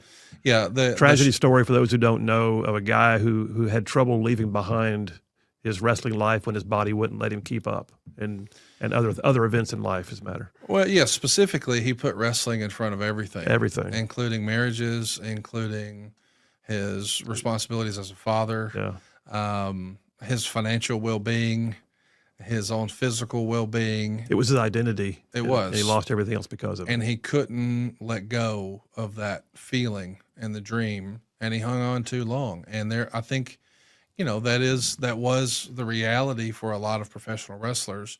But guys who may have been in that situation or circumstance 15 years ago when that movie came out, they're not now because of the rebirth of nostalgia, which I do think in large part is because of podcasting. Podcasting and the internet gave it a second life. That's right. Yeah. That's right. Like you and I could put together, I don't know if you saw, but as we're recording just last week, they did a pop culture expo in Huntsville. Well, there weren't a ton of stars who have a hit show on NBC this week at that event. It was, My Name is Earl, which was on NBC 20 years ago. Yeah. So nostalgia is very much in fashion. They did the guy from Ghostbusters was there. I mean, and that movie came out 40 some odd years ago. So nostalgia is very, very marketable right now. So if the Mickey Rourke character, Randy the Ram was his character's name. Yeah. If he was around today, Randy the Ram would still be making six figures, working 2 days a week. He'd make more today than he did when he was actually wrestling. How about that? Yeah. So it's a lot better now. Well, the Randy the Ram character was legit in terms of its realism. I mean, I watched that. And it was one of those movies that kind of left me just feeling almost crestfallen for the guy as I watched it. But there's also some amazing personalities in the industry. They have to be. They're all larger than life to some degree, whether they're on the pro or the con side. You know, whether they're the bad guy or the good guy in the ring at that particular moment. They've all got this incredible persona, and then they've got some that bring the character to life with makeup and more additional, Ric Flair style. Yes. That being said, there's some crazy athleticism in there too. Oh, the best athletes in the world. There's no way to fake some of what happens. I mean, people can look at it and go, how much of that is real? Well, did you just do a double gainer off the ropes and land in the crowd and walk away from it? Nobody else could. So athletics, how much of what you see in the industry right now is like bona fide athletics, and who is the greatest athlete in wrestling? Well, athlete. That's a great question. I want to say the greatest athlete in the history of wrestling might be Kurt Angle. Okay. Kurt Angle won the Olympic gold medal in wrestling for the United States in 1996, and he did it with a broken neck. And the way he was able to do that is he would train to failure, and when the muscles failed in his body and they were no longer firing, that's when he would really start training. Like most people train to failure and then stop, he would persist. His ability to focus and block out the pain was at times his best friend when it came to his athletic pursuits. But now, as an older gentleman, he's paying the price for that. He's had a double knee replacement. I don't know a lot of guys who have not just a double knee replacement, but at the same time. But like his brain is like, well, I don't want to have to be out, 9 months with one knee and 9 months with another. Let's just do them both. And that requires relearning how to walk completely, but he did it. So it's probably Kurt Angle as far as the best athlete, but the athletes of today are even, by and large, as a rule, even more athletic than they used to be, because we know so much more about diet and nutrition, and the schedule is a lot looser than it used to be.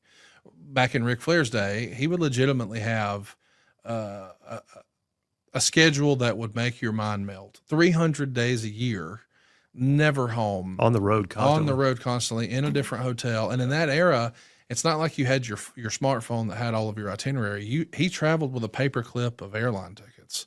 I mean, it was just, and back then, people don't even think about this. He's lugging those big robes around. Luggage didn't even have wheels on it. I mean, so just you're all. I said that to my wife recently. Whoever came up with wheels on a suitcase was a genius. Genius. Give that man all the credit. Yeah. So yeah, the athleticism is definitely different today because people don't have to. I mean, you got to think about it. If you're a professional athlete like Ric Flair back then, you're in the main event, which means you're going on last. So you can't go out there and wrestle for an hour if you just had a heavy dinner. So now you've got to figure out how to eat afterwards. Well, if you're not leaving the arena until 11:30 at night, not a lot of great healthy options to go choose from.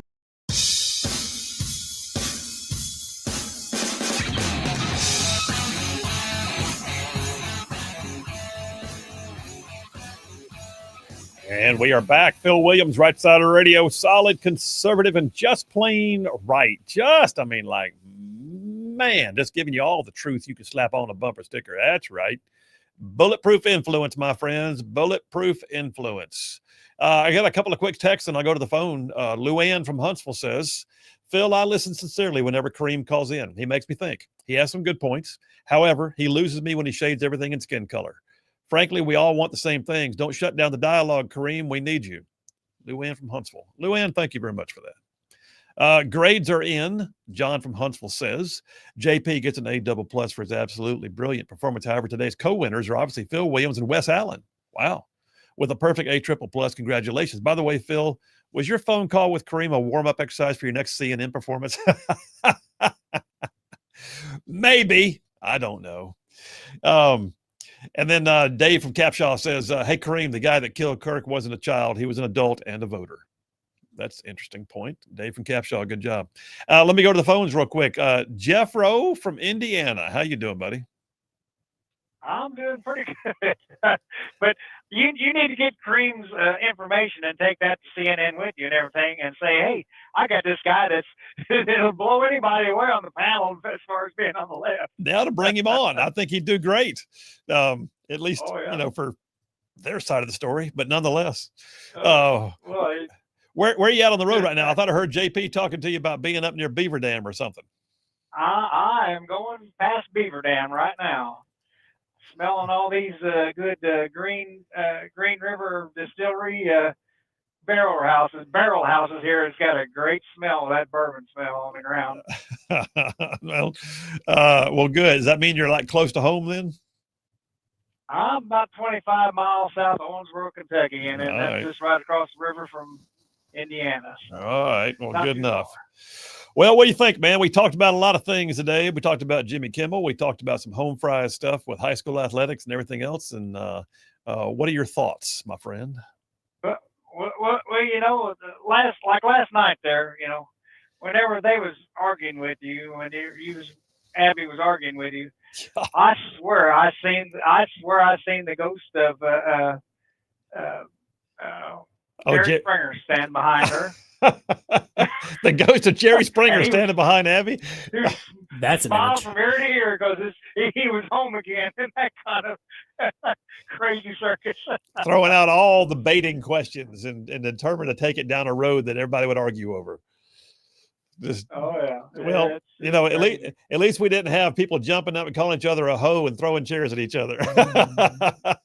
Well, when Mr. Wonderful asked Anna Navarro if she wanted to go back home, that was precious. That was good. Why don't you go back? Why are you still here? That was a good moment. Exactly. But as far as the Jimmy Kimmel thing, he has a choice tonight whether he wants to do it, because he's going to have the highest rating he's ever had since he's on TV, because everybody's going to be watching tonight. Everybody who can, except for Nexstar and Sinclair stations. But yeah. Well, they'll even see it on something, according to what he does. Now, if he's contrite tonight and wants to start taking the political aspect, it's like Mr. Wonderful said. If go out there and entertain. Don't try to get rid of half the side of your audience just being stupid. Yeah. And if he does the right thing tonight, he could have the #1 show on TV in 6 months as far as a late night. I agree. If he just quit the political stuff and actually say something funny for a change, because I never thought he was funny to start with, but I guess I could do a show better than he could as far as being funny, I think. Yeah, I mean, you look back at the days of Johnny Carson and Jay Leno, you never knew where they stood on politics because they poked fun at everybody, and what they said was usually tasteful, and they avoided trying to offend half the world at a time. And gone are the days right now. Yeah. He might have actually a conservative come to the show and sit in the audience if he would just, quit the left-wing stuff and everything. And like say, split it up even, or just get rid of it completely, because there's a lot of things out there that's more funnier than politicians. Oh, so I would like to believe that's true. but yeah. Well, I forgot about Kamala and the rest of that bunch. So yeah, that's. I think he'd get a bigger laugh if he started. That's a 3-ring goat rodeo right now at the Kamala Harris book deal.